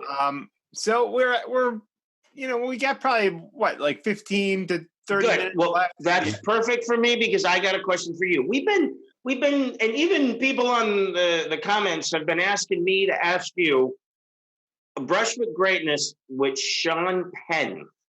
Oh, wow. Okay. Yeah. Remember that? Oh, yeah. I did. And this is one of the more detailed brush with greatness. John and I both, and we could actually do this segment with you, John. Through the years, we've met a lot of famous people, or come in contact with famous. I've met Donald Trump, Hillary Clinton, Dennis Rodman. So it's not just limited to rock stars. But the Sean Penn one was one of my favorites because I was working at VH1, and I was a production assistant. So I worked for this woman. Her name was Justine Schaefer. I had no idea what happened. She got pregnant and moved to Pennsylvania, and that was the last I've ever heard of her. She was married, by the way, to like some older dude. But she didn't get pregnant with like a different guy. She got pregnant probably with her husband, correct? I hope so, but I don't know. Never know. Yeah, so she never know. And she was she was an intense lady. So I worked with her, and she was brought on by VH1, or she worked for VH1. She was assigned, I guess would be, to do this Sean Penn documentary. Now, there's a lot of pieces here. I'll try to make it as simple as possible. But John Sykes, who's a big player, he now runs iHeartRadio. He was the president of VH1, and also super good close friend of Sean Penn. So they decided, VH1 wasn't just music. It was 80% music, but they also focused on movies and Hollywood and stuff. So they did this special on Sean Penn, which turned out really well. And I have a lot of great memories about working on this special. I got to go to a screening that Sean was at, and it was like 10 people in this private theater. It was wild. But anyways, one day, we needed to collect photos. So this is pre-scanning photos and stuff. So Sean was in New York, and they said, we need to go get the photos of Sean when he was younger. His mom FedExed them from LA to the hotel he's staying at in New York. And so go pick up the photos. He left them at the front desk at the hotel. So I get to the hotel, take a taxi there. I get to the hotel, and it's about, let's say 11 a.m. And I get to the hotel, and I go to the front desk, and I'm like, I'm here to pick up a package. It was left for VH1. And they're like, okay, who left it? I was like, Sean Penn. And they were like, we don't have any package left at the front desk from Sean Penn. And I was like, oh man. Well, I said, photos, we're doing a documentary on him. We need these right away. And they were like, well, Mr. Penn didn't leave any photos for you. And then I was like, is there any way you can call up? And they're like, okay, we'll call up. And so it's amazing that they told you that he was even there at the hotel, because they're not supposed to do that. They did. And they call up, and they're like, hello, Mr. Penn? Yeah, there's somebody here to pick up photos. He's like, oh, I'll be right down. And it's so obnoxious. My dog is barking in the background. Oh, that's right. I didn't hear. Yeah, no one here bothers to shut the dog up. They just let the dog bark. But anyways, they know I'm doing this. But anyway, okay. So Sean says, I'll be right down, basically. Right. And so they say, well, have a seat. He's coming down. I'm like, oh, wow. Sean Penn's coming down to see me. You could give me the photo. That's amazing. He comes down, and the elevator doors open, and he's got two little kids with him. His I think his son and daughter, these two blonde little kids. And his face is busted open. Like his eye is swollen, and there's oh my God, going down his face. And he's holding a FedEx package. And he's like, are you Mark from VH1? I was like, yeah. He's like, I got the photos right here. And then he points at he's got his two kids with him. And he points at his face. He's like, I had a little situation at the bar last night, or a couple of days. Oh my God, I can't believe. I was like, oh, I'm so sorry to hear that. He's like, it's all right. Everything ended up okay. Yeah. And then he's like, I'm not going to give you all these photos. My mom sent some crazy photos, and I can't have those photos on TV. And I was like, oh, okay. He's like, so we're going to go through the photos together. And I was like, okay. Oh my God. And he's like, come with me. And so we go to the like restaurant area of the hotel.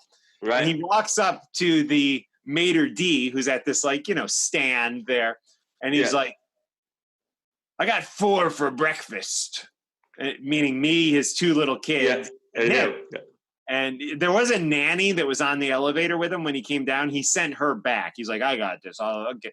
And it's 11 a.m. And the maitre d' goes, looking at this guy with a busted open face, probably doesn't even know who he is. He's like, I'm sorry, we have stopped serving breakfast.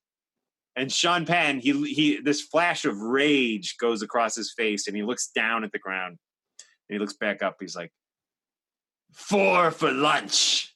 The guy goes, I'm sorry, sir, we're not serving lunch until 11:30. And then Sean Penn, he pounds on the stand, and he goes, we're sitting right here. Bring us a loaf of bread and some waters. And he's like, Mark, come here, sit down. Like he yelled at the guy. And so that sounds like an astronomy thing. I love it. He was so outraged. So we sit down, he's going through the photos. He's like, you can have this one, you can have that one. There was this one I remember, it was of his class picture, and the teacher's face was like scratched out. And he goes to me, I didn't like her. And he like, so we go through the photos, and then, so anyways, eventually he gives me the photos after he edited which ones we can use. Yeah, that's hilarious. And he was like, yeah, you guys can use these. He's like, all right, thanks a lot. He was like, take care. So it was crazy. And I sat there with him for like literally like a half hour eating bread and drinking water with this. So I can't believe that they really only brought you bread and water. Like they didn't know it was Sean Penn or make an exception. Right. No, there was no lunch. The breakfast, they had stopped breakfast and they hadn't started lunch yet. True story. And wow. So anyways, flash forward. That was 1995. So flash forward to 2019, September 2019. This is just so weird because I haven't met a lot of Hollywood royalty like Sean Penn, but I'm in LA to celebrate my 50th birthday, and I'm in the Chateau Mama Hotel, right? Hanging out, partying with Emily, and we're going to a Guns N' Roses concert in Hollywood. And we come down, we get off the elevator at the Chateau Mama, and who do I fucking see walking into the hotel, looking a lot older? Sean fucking Penn, 2019. Wow. And I'm like, holy shit. And I'm like, Emily, I got to go tell him that, I had breakfast or lunch or whatever, bread and water with him. No doubt. In LA or in New York, 20 years ago, or more. Well, what was it? 95, 2005, 25 years ago. Wow. And she's like, go do it. And I go like strutting up to him, and he's walking in, and he's got a girl with him who I originally thought maybe she's a young girlfriend. And then I was like, that's probably his freaking daughter. Yeah. It was with you, right? Yeah, but I don't know for sure. I think it was his daughter. But anyways, who was Robin Wright would have been the mother. But anyways, I go up to him. I'm like, Sean, how are you? How you doing? And he and I was like, Mark Striegel. And he kind of looked at me like this. He like looked at me and went, and then he turned and like kind of walked the other direction, which I felt like was a sign. Like he was like, hey, how are you? He said like, hey, how are you? And he kind of turned, was like, don't bother me, dude. So I thought maybe it was more like, I remember that day, but don't say it in front of this person. No, I think it was like, good to see you, man, but don't want to talk to you. So, which I respected. And we were on our way to a concert anyways. But it was just, of all the people that I'd randomly How weird is that? LA, yeah. Like, seriously, I didn't run into any other famous people while I was in LA. Sean Penn that's the guy that I run into? Yeah. It was that's just really weird. Funny. It was weird. So it was like a brush with greatness times 2, Yeah, boy, what a brush with greatness too. That's such Mark. I mean, I've known you forever. I never knew that story, and that is like unbelievable. I mean, I would call that a full-on scandal. The first part where it was like I had a little situation busted open. His wife, I think he was like separated from his wife. He's got his 2 kids, like they're like 4 and 5 years old. And he literally is like, I swear to God, he's like, 4 for breakfast. And the guy's like, we are no longer, some stuck up. Yeah. We are no longer serving breakfast, sir. And he like has this flash of rage across his face, looks down. He's like, looks right back up without a beat. He's like, 4 for lunch. That's like, and the guy's like, you don't start serving lunch till 11:30. Yeah. Just pounds the thing, and he's like, "That's classic. We're sitting right there. Bring us bread and water." That is amazing. That's typically something that I think is hilarious and may have done in the past. However, but nowadays, after I became a tour manager, I know how to handle these situations. So here's what I do: I go up and I say, pretend this is a person. I go, here's the thing. Come here for a second. I got this guy here. He's a top rock star, and then I like make it up. Like the funniest thing I did once is I went up to, there was this big line in an airport, even for first class. And I go up and I go right to the front of the counter and I'm talking to that person. And I like give him a little spill. And next thing you know, I'm walking right to the very front. And I know it's mean to do that in front of other people, but I say there's a security issue. And it's legit, like, security issue. You never know what's going to happen. So we go to the front of the line. And I know in particularly that day that I went to the front of the airport line and got us right in. One guy was like, "Hey, what are you doing?" And really funny. One time I even saw somebody in an airport. Like I don't even know what town I was in. And I saw someone who worked in a different airport who was a good friend of the guys in Black Label Society and one of my best buddies, and just ran into him. And then he was like, hey, no, these guys are cool. And, so I've learned how to nicely and creatively handle some of these, they don't serve breakfast situations. Like even, for example, when I was down in Miami the last time, I wanted to have some food in Ace's room just in like October, when he got there. So, and they didn't have room service. And I said, look, I'd like to bring some food up. And they're like, well, you can do some takeout. We'll put it in some boxes. I was like, yeah, I don't really like that. I'd like to get like some real plates and some real forks. And what's really funny is that Bruce Kulick actually said this in an old video is where they would go to, hotels and would kiss back in the 90s and say like, look, we'd like to get like some cake. And they'd be like, well, we only got cookies. And he was like, well, maybe we could go get some cake. Like, and then, some kiss man would drive to the store and buy a cake and bring it back, that kind of a thing. And so you learn creative ways to do things. But you've always had that skill. You've always had that skill. I remember like going to a Guns N' Roses concert at the Meadowlands. We had no passes. All we had were tickets that we like bought. And the next thing I know, I'm backstage with you. And you have a way of talking to people. And thank you. And listen, at the Ozzy concert 2 years ago at PNC, it was the same thing. I said this story recently, and I'll say it again. It was like you were in this like area with what was her name, Dr. Dot, hanging out back there, and I wasn't. And you were like went right up to the people like, do you know who this guy is? MTV Headbangers Ball, talking metal, blah blah blah. He's like he was just, he knows Adam Wakeman and he knows Ozzy and he interviewed. And next thing the people are like, oh yeah, okay, go back there. You're so there is a skill that you have in I don't know what the word is. I don't even manipulating or convincing or convincing people to do things. Negative connotation, as they would say. I learned a lot from the tour managing job, and the funniest tour manager story I've had, and I'll make it fast, is that one time I was having a dispute over expenses to be paid by the promoter. And I said, look, I'm not really an experienced tour manager. And I just know that the contract says you owe me this money. And then the guy goes, and it got a little heated. And then he goes, no. Don't lie to me. You know what you're doing, and you're pretending that you're an inexperienced store manager. And I was like, no, I really am an inexperienced store manager.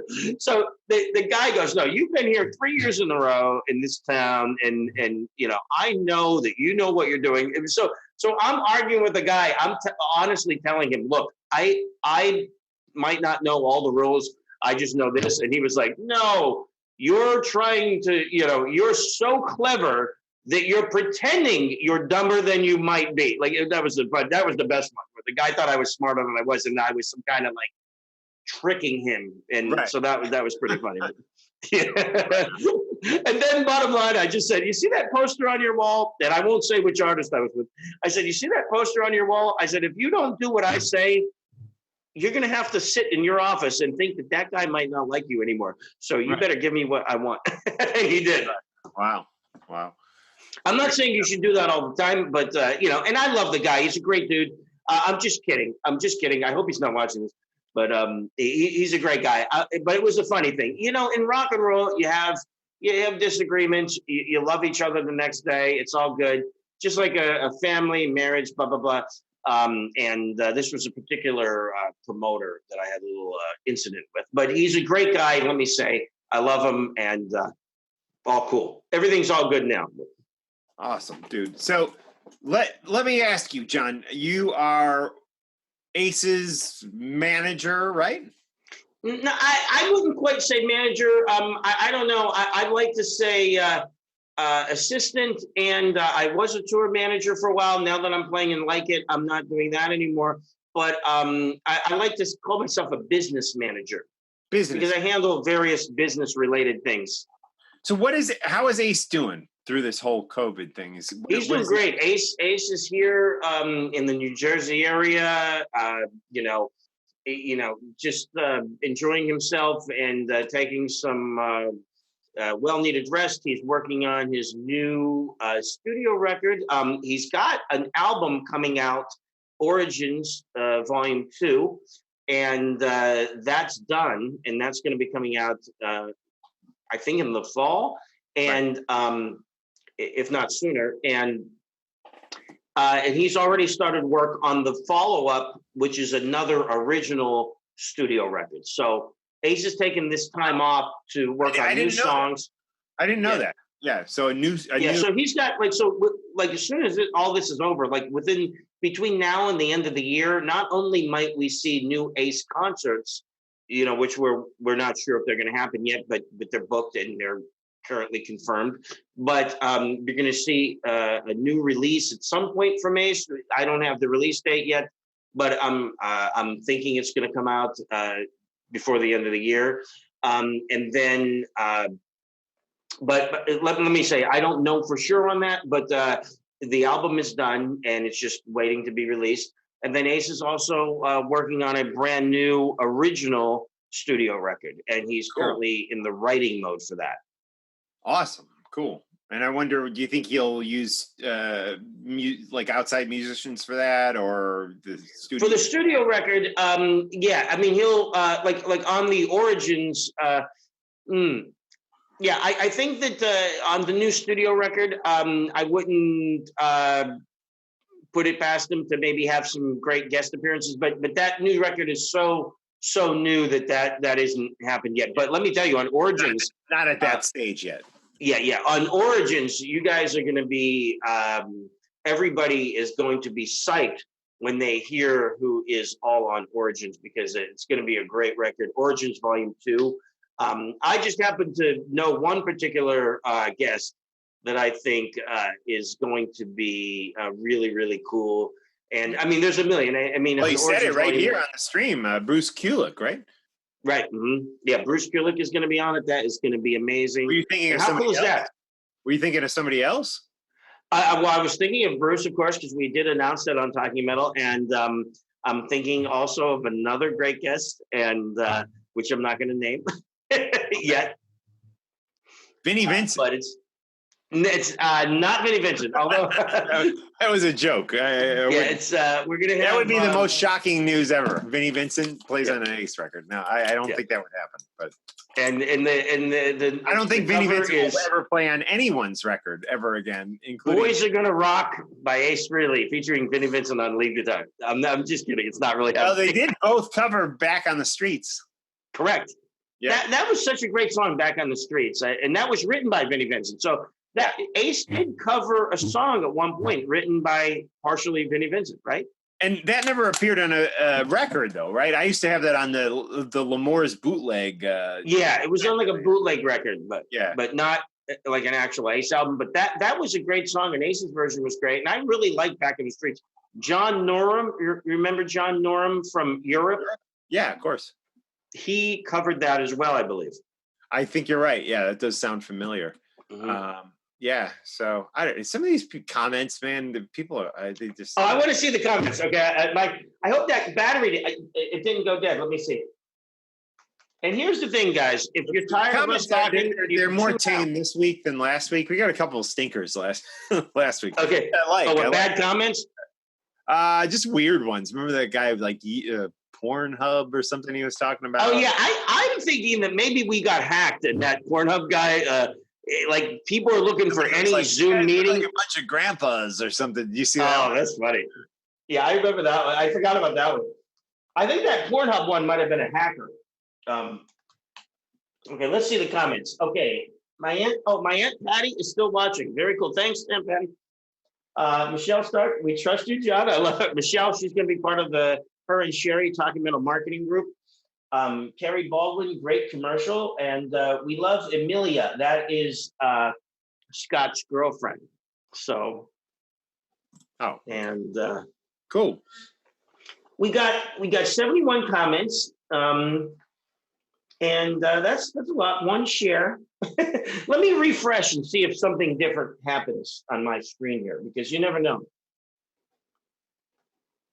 Talking Metal. We're having a fun time, Mark, right? Yeah, absolutely. And a lot of great guests. Like I said, we got Klaus Meine coming up. We got Dee Snider, Udo Dirkschneider, which I may actually post before I post this as a podcast.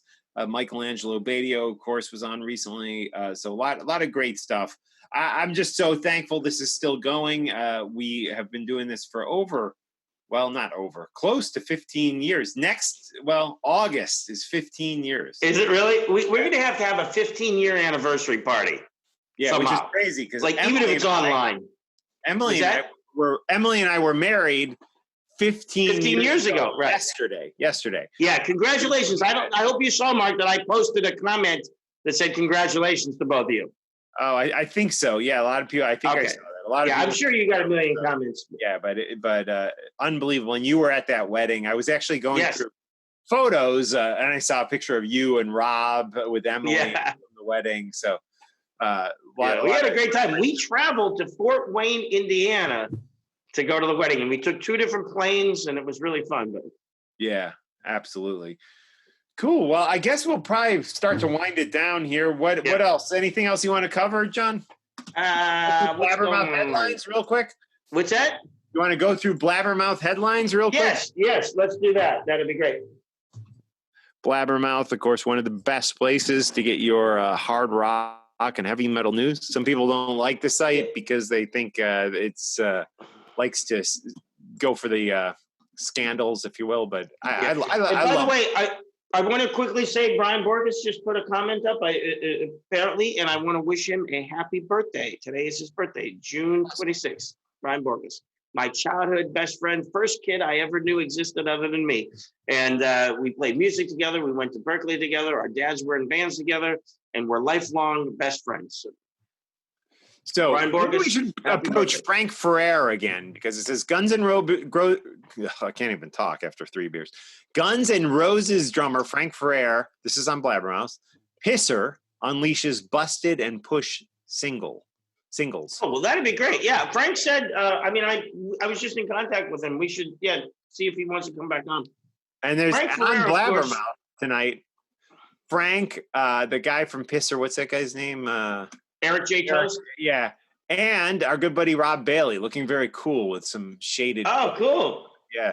I've never seen Bailey Bailey I've known since I was 17. I've never seen him on a Blabbermouth. We should get Rob Bailey on this stream one of these times. That would be fun to check in with Rob. Yeah, definitely. Yeah. Rob and I were texting yesterday, back and forth, and yeah, so that's cool. We should get all 3 of those guys. Could we have 3 guests at once? Yes, we could. That would be great. We could. Yeah. Oh, yeah, we could. Well, I think, yeah, we can have 3 at the same time if we wanted to. Yeah, we should try that. That would be fun to have pitch. That would be a real fun thing, right? And I bet And Frank would go for that because it's not like he doesn't have Just to him. reveal. Yeah, he doesn't have to reveal any Guns N' Roses secrets or anything like that. We should say, let's do a pisser thing where we got the whole pisser on at once. So us 2 and a bunch of different squares. That's a great idea. Lamb of God's John Campbell, who we've also interviewed, says Yes. there needs to be a vaccine before he'll feel comfortable performing live again. Wow.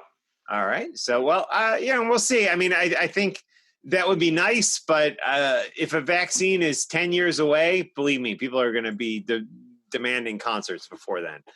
I think if a vaccine is quick, yeah, sure. But if a vaccine is like, well, we're not sure if it works and it might kill you if you get the vaccine. Yeah, that's not going to happen. But we'll see. I'm hopeful too. Sabaton. Is that how you say that? Sabaton? Sabaton. That's how I would say it. Yeah. So they've released a lyric video for the song Devil Dogs. Okay. Not too interested in that. Jane's Addiction's Perry Farrell has a political comment. We won't go there. And then we did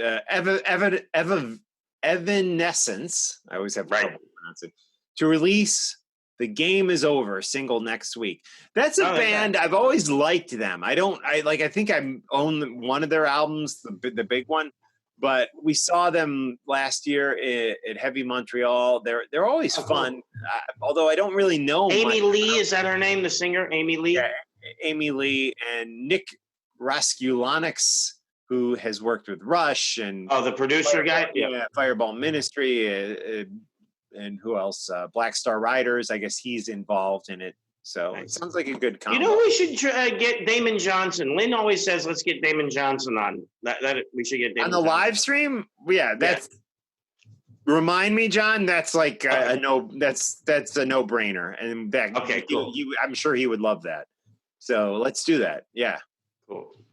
Yeah, we could definitely do that. If you want to do that next week instead of Phil X, we could do that. Well, let's see who's available, Damon or Phil X. We'll get either one. Okay. All right. Cool. Yeah, I'd love to.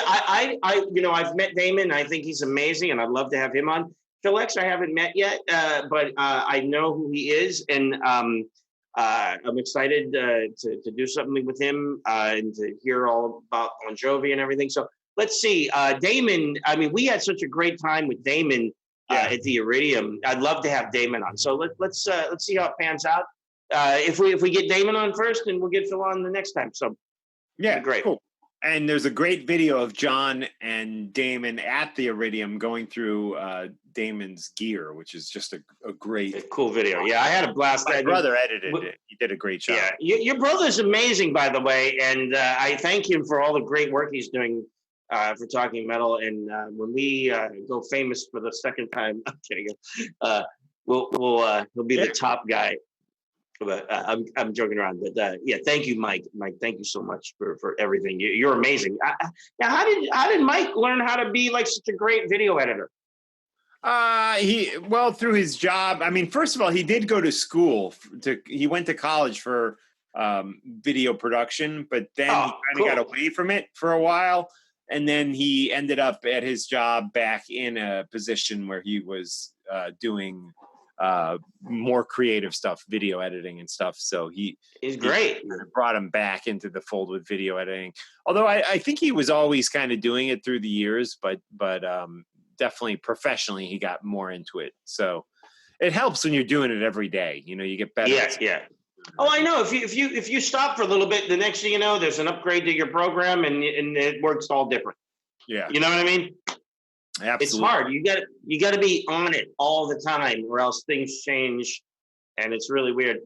Speaking of great video people, have you seen Jay Bones or heard from Jay Bones? I got an email from him the other day. Yes, and how's he doing? I don't know. It was very short. He was like, "What are you up to?" He's like, "If you working?" And he was asking me about TV production work, which at the time I said, it's a little dry right now, but I've kind of have suddenly stepped into a massive TV production project, which kind of started today and is going to be going on for at least a month. That's all I can say at this Right. point. But it's guess who I have been texting with the last couple of days? Rob Dukes. But a couple of weeks ago, he sent me this amazing track of him doing Strange Ways. wow, Covering okay. Strange Ways, and it's Not great. sure. And But not with Dan Yeah. Lorenzo.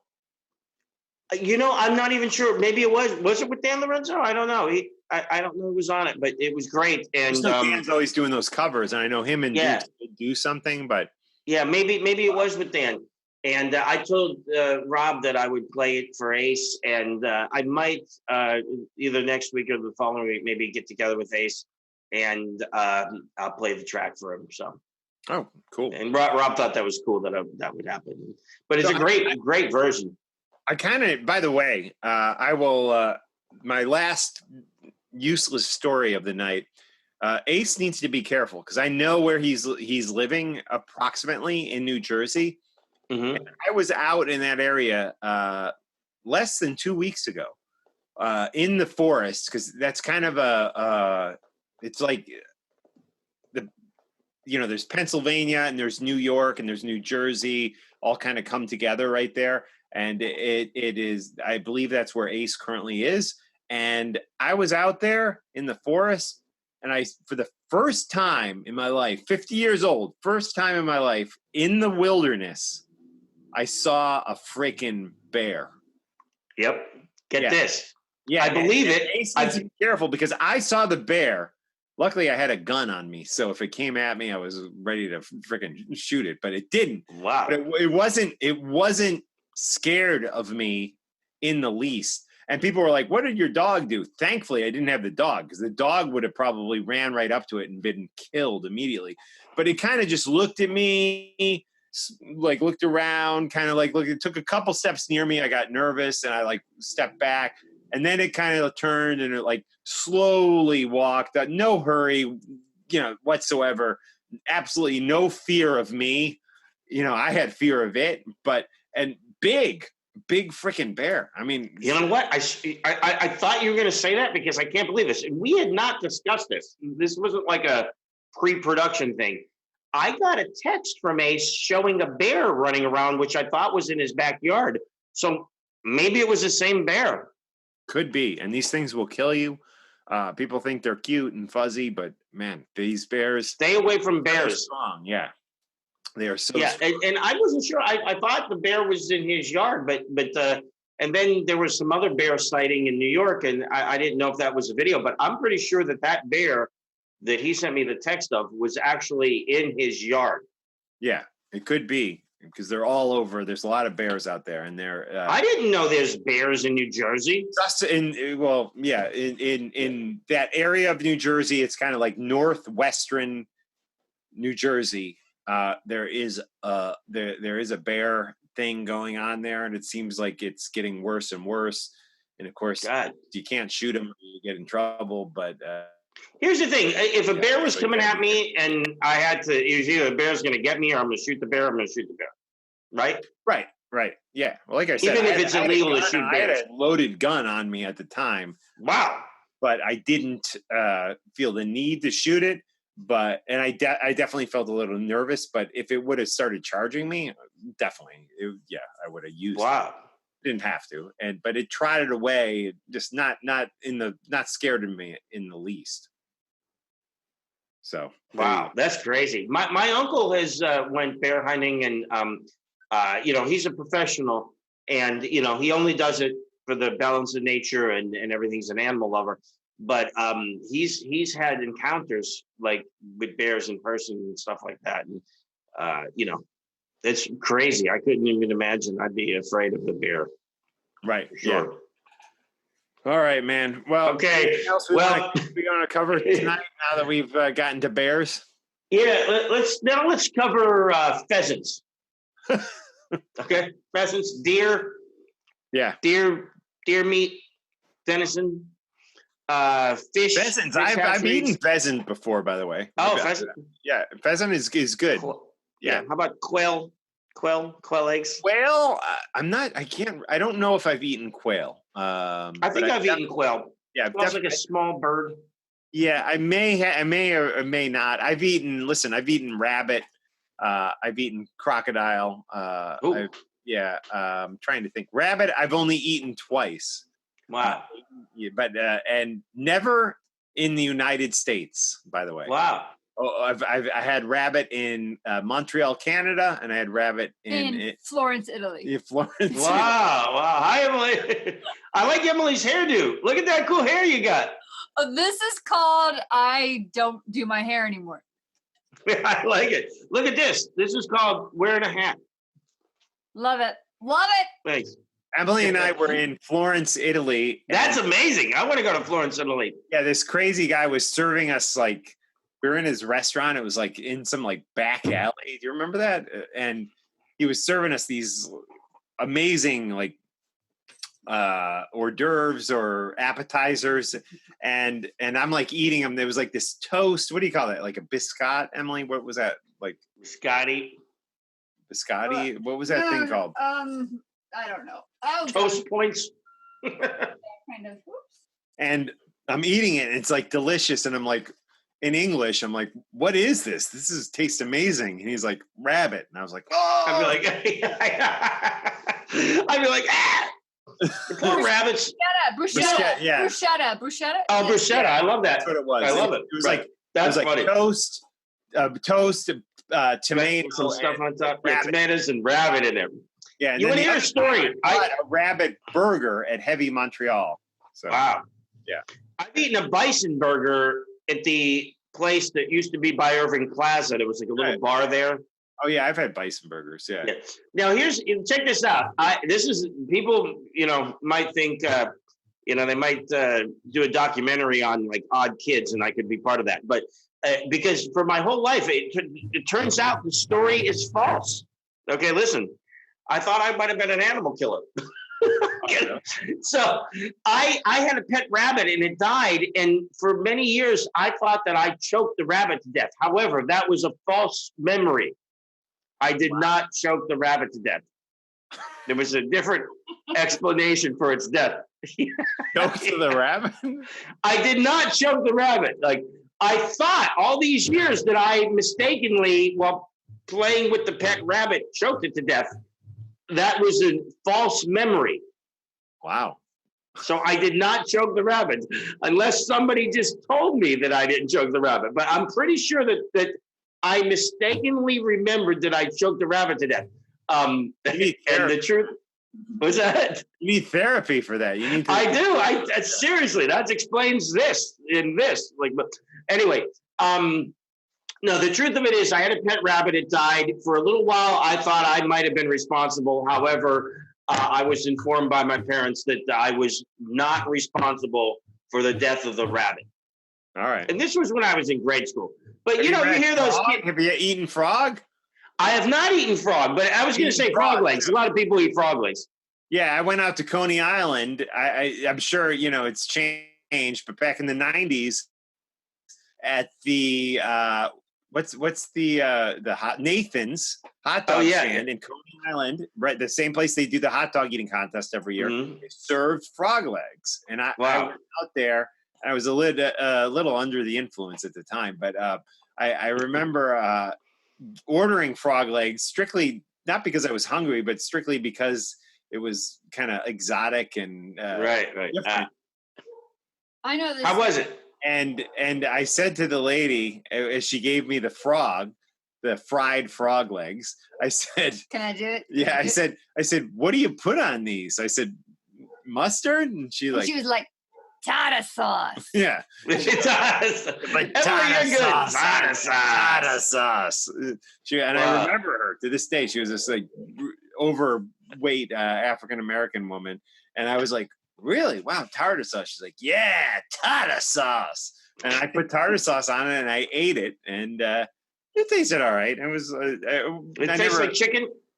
Yeah, a little bit. I wasn't like, wow, I got to get more frog legs. They were so delicious. Yeah, I'm into exotic things, but believe it or not, as exotic of a person as I am, I could be. Remember I said I want to change my name to John Exotic? I'm kidding. But I'm not crazy about certain foods that I'm not experienced with. You know. Now here's the thing. Don't eat bat, man. Don't eat bats. Yeah, eating bats seems like a bad idea at this point. Not good. COVID time again. We don't want that. We do like cold gin time again, but we don't like COVID time again. I was in Florida, and in the place, you know, we were in like bar food included like alligator or crocodile, which you were talking about. I didn't try it. Maybe I tried it. You know what I've eaten? The weirdest thing I think I've eaten, and it's not weird to a lot of people, but eel. Right. Yeah, I've had eel before. I've had ostrich. Yeah. I've eaten a lot of weird shit. Ostrich. Yeah. Eel. I've eaten an eel. You remember that place that was by our apartment where Bradley's used to be? I don't know. It was called the International Food Mart. Was that there when you lived here? I don't know. I've eaten snails. I've eaten a lot of weird crap, man. Yeah. They had eels swimming around. They looked like snakes. And if you would say, I'll take an eel, they would go to an aquarium right in front of you, pull this snake out of it. I mean, it's an eel, but I would call it a snake. And then they'd put this like weird flapping snake there, and the guy would just get a bat and he'd be like this. Boom. And he'd kill the eel right in front of you. In Jersey City? In Jersey City. Yeah, it's now Target, but it used to be called Bradley's. Yeah, no, I remember Bradley's. Do you remember we were in there and I think you were with me. Because you remember stuff that I have no recollection of. But do you remember being in there and the what was that guy? PM Dawn, the Prince of PM Dawn. Oh yeah, was in there at the same time we were. Do you remember this? I don't totally remember, but it sounds somebody had pooped in the dressing room. Gross. And the whole Bradley's. No, this is a true story. Talk about a brush with greatness. Somebody had pooped in the dressing room, and I was in there, and I think you were with me, and we were like, this smells rancid in here. And the Prince of PM Dawn was also, and he was wearing this purple, he was like 900 pounds, wearing this purple gown, and he was walking around, and he was like, I gotta get out of here. And he had a whole entourage with him. And he was set adrift on memory bliss or something. He had to get out of there just so quickly, which I did too. And John, myself, and the Prince of PM Dawn were running out of Bradley's. Yeah, Bradley's. There's still one truck. Let me tell you this. There's still right behind Bradley's, which is now Target. Bradley's hasn't been there since like 1994. There's a tractor trailer parked like near there, and it still says Bradley's on it. That truck has not moved since 1994. It had to be 95, actually. Okay, 95. Okay. Yeah, it would have closed in 95, I think. Yeah. But why is Bradley's that truck still parked there? Bradley's was a Jersey chain, like from when I was a kid, because I lived in Jersey like in the 70s and early 80s, and Bradley's. We used to go to Bradley's in Morristown to buy like our G.I. Joes and Adventure People and Wrangler jeans and stuff. We spent a lot of time. It was like the Kmart of North Jersey. And so that was like a leftover. That was the end of the Bradley's. That Bradley's changed from Bradley's to the International Food Mart. Funny story about that. I was in that International Food Mart, which is the same place we were in with PM Don the Prince. And I saw Ice-T, Mariska Hargitay, and Chris Maloney of Law and Order Special Victims Unit. Right. Wow. And they were doing an episode about a baby left or a stolen baby, and it was supposed to have taken place in New York City, but they were taping it or filming it or whatever they do, videotaping, filming in the International Food Mart. Did they do a CSI to see who pooped in the dressing room? We should have that. We got to get with PM Don. We'll try to reenact it and interview him and see what happens. I have some horrible news, John. No. Yeah, this is awful. I just death. I just searched. I just put in a search, the Prince PM Dawn, and I please sit down, John. He died. Yeah, there he is. Oh man, Prince PM Dawn rapper dead at age 46. Jeez. Wait, when did he die? 2018. Oh wow. Oh, it's terrible. Oh no, 2016. 2016. He survived the pooping in the diarrhea explosion in the dressing room at Bradley's. Yeah, that's him right there. I'm very sad. Are you looking at that on the iPad, Mark? Yeah, I this is the Can first. Can you show as a tribute to the Prince what he looks like? He looked a lot cooler when he was at Bradley's in 1995, but this may have been a more recent picture of him. I'm sad to hear that he was more glammed out. I had no idea PM Dawn Set of Bliss on. I'll tell you what, that song was one of my favorite songs of the 90s. Did you know he died? I had no idea he died. I vaguely remember. I'm very sorry to hear that he passed away. I was a big fan of that song, and I like anybody who has an entourage and wears costumes and stuff like that. So and parades around Bradley's. Anyways, he was famous at that time. But yeah, he died in Jersey City. Of course. He was from Jersey City. I don't know where he died. Wow. But yeah, wow. I'm very sorry to hear that. That's such a tragedy. God. It's just funny. It's just funny. I brought him up, and I was like, I wonder what he's up to now. And I quickly searched him on the iPad, and he's like dead. Jeez. Yeah. That's sad. It is sad. I'm sorry I'm laughing, but yeah. No, don't feel bad. It's just that, you know what? Sometimes we laugh in tragedy, in the face of tragedy, because that's the only way we can cope with things that are tragic. We're trying to make sense all these of it. People are dying off, John, but you and I, we're like the roaches. We just keep living. Yes, we will keep rocking, and we'll do talking metal. It'll be like, right now we're about our 15th anniversary. We'll be like the 30th anniversary. You're like the Keith Richards of podcasts. Yeah, we will do it. There'll be like a new podcast out, and they'll be like, remember that day we were doing the Talking Metal live show and Scott Coogan came on? That was great. All right, man. Well, I guess I don't really have anything left to say. What's that? I'm done talking. I don't have anything left to say. Finish your thought. I was just going to say, we actually, our viewers went up in the last couple of minutes. So, we're doing good. This is the first I'm hearing of the Prince, of our dear friend of PM Dawn. PM Dawn. We had a traumatic experience with the Prince of PM Dawn in Bradley's, Jersey City. And we just found out the sad news that he passed away. I remember he was like, I'm getting out of here. He was like, had 10 people walking with him. He had this like purple robe on. He was like 900 pounds. I'm laughing at that because that's a classic cool move with him. He's got. People were running out of the Bradley's that day. Bradley's. Prince, I swear to God. He was fast. He wasn't running though. There's still a Bradley's truck parked right over there. It's not left. I'm going to take a photo of it. I'm going to go over there tomorrow and photograph the Bradley's truck. Still there since 1995. Has not moved. The police have not ticketed him. He's still there. Bradley's. Not kidding. Are the boys asleep, by the way, or still stomping around? No, they're not really stomping. The greatest thing that happened last week is when Grant came down, Harrison came down, and he goes, yeah, I'm supposed to be here at 8. And you go, no, I told you don't come down here at 8. You see that? He goes, I came down here at 8. You told us. You told us to be here at 8. Don't come. Yeah, I texted Grant and Harrison. I said, whatever you do, don't come downstairs at 8. Grant came down. He gets right in front of the camera. He's like, I'm here. I was like, what? I thought that was great. Come down at 8. And I was like, no, I said, don't come down at 8. And he was like, I thought there was a chance that Harrison was going to come on today. Because remember, we asked him if he was going to come on. He said maybe next week.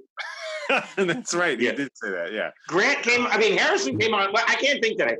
Harrison came on, but Grant was postponing it for the following week. No, it was the reverse. It was the reverse. Oh, okay. Yeah, it's hard to tell them apart sometimes. I can't tell them apart either.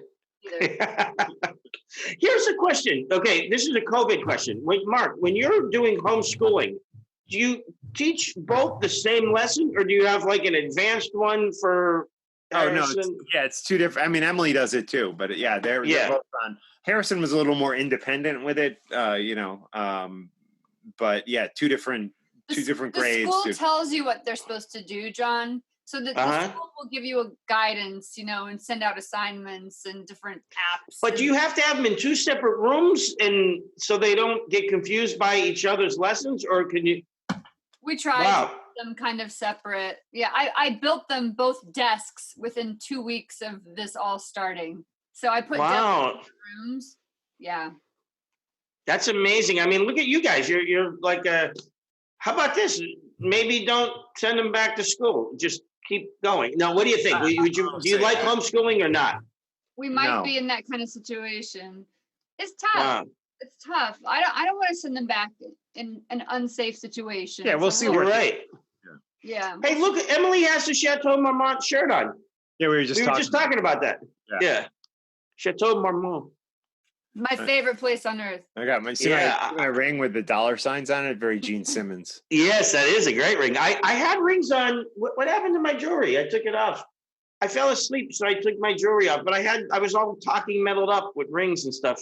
This is But the I only took them time off. I get done up. I like take a shower, take Me a shave. too. Me too. Look at me. One of the greatest people, Mark, that you know, Judd Goldrich of Manny's music fame. We were in corresponding with each other yesterday, and he goes, you take off your morning PJs, and then you switch into your daytime PJs, and then you put on your night PJs, which is like during this time, which is really funny. Yeah, no, he's a great guy for sure. All right, John. Well, I guess we'll wrap it. Okay. For big thanks Thank you, to everybody. Scott Coogan for joining us here. Thanks to Scott Coogan. Hey, Rob Duke. Rob Dukes. He says Pearl. He's watching. Okay. So, and Rob, I told you I love that Strange Ways track, and I'm hoping to play that for Ace next week if I go see it.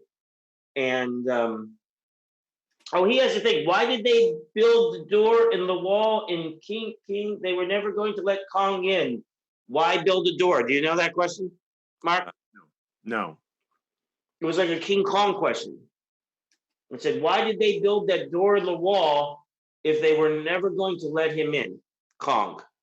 Not sure. I do like the King Kong movies. I liked it as a kid, and then I liked that Peter Jackson remake of it, which was quite sad, but it was good. Emily cried. I didn't just cry. I bawled. We were like at the premiere for that or something. And you were like, and Rob said he might have been the one in Bradley's. Yeah, Naomi Watts Yeah. was there with us, and Emily was like, Oh my God. I'm sorry. I have a thing for primates.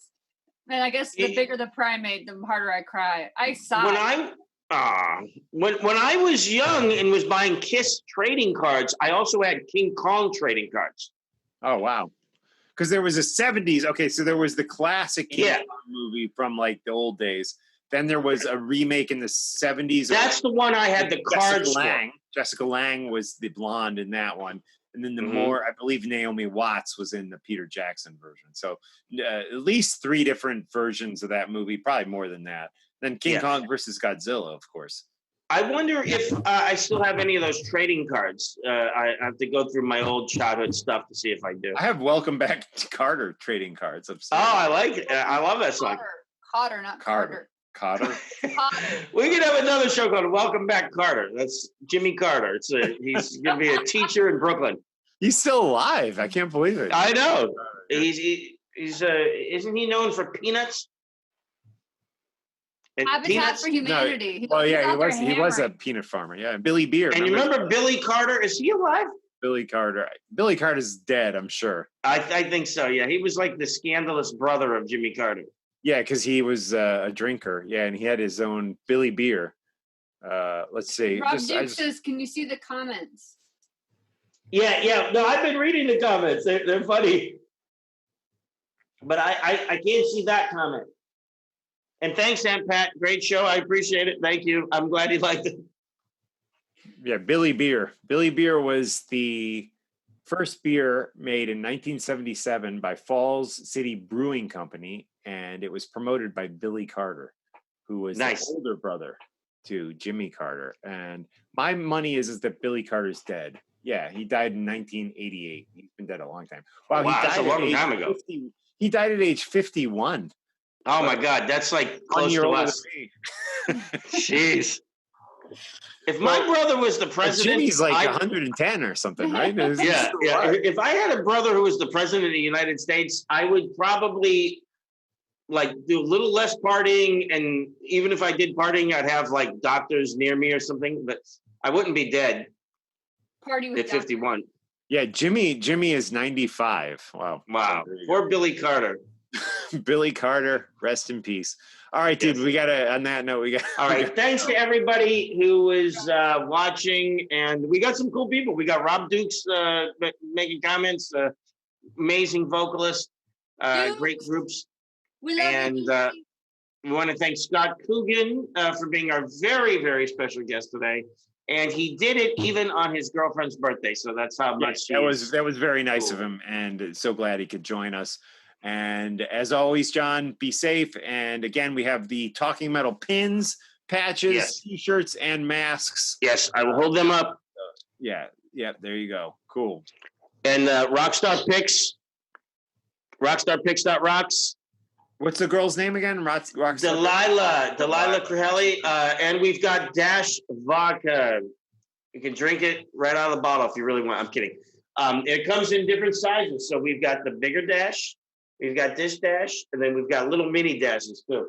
We've got Emily. I have a shirt for you and Mark, a Dash shirt. They're real nice. They feel like, like when you have like a football uniform, or I don't know if it's like a swimming material, but it's not regular T-shirt material. Really nice Dash shirts. Nice.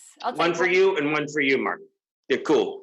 How cool is this Overkill Talking Metal T-shirts, by the way, for you and Lynn? Yes. Be on the lookout for those. Oh, thank you. What do you think of this cool Overkill shirt? I like it, Love man. it. Yeah, awesome. It's kind of, Mark, you like that military vibe thing, Right, yeah. with the stuff on the Look at this is a military shirt right here. Yeah. I like it. What's it say? Just says Queensryche, and then I got the cool. Rage for Order Queensryche on the nice. shirt. And I remember you had one that had a Frehley's Comet patch. Yeah, yep, that's a different one. Yep, it's also a military style shirt. Yep. Yeah. So this is my military Army style Navy shirt. on 42nd Street. Yep. Love coffee. Cool. All right, okay, dude. everybody. Thank you. Bye, Emily. Have a great night. We'll see you soon. Keep rocking. Rock and roll till further notice. We'll be back next week with a great guest, which we will announce in a few days. Yeah, possibly Phil X, maybe Damon Johnson. We'll see. We'll see who's available. All right. Perfect. Okay, Mark, have a great night. Bye, everybody.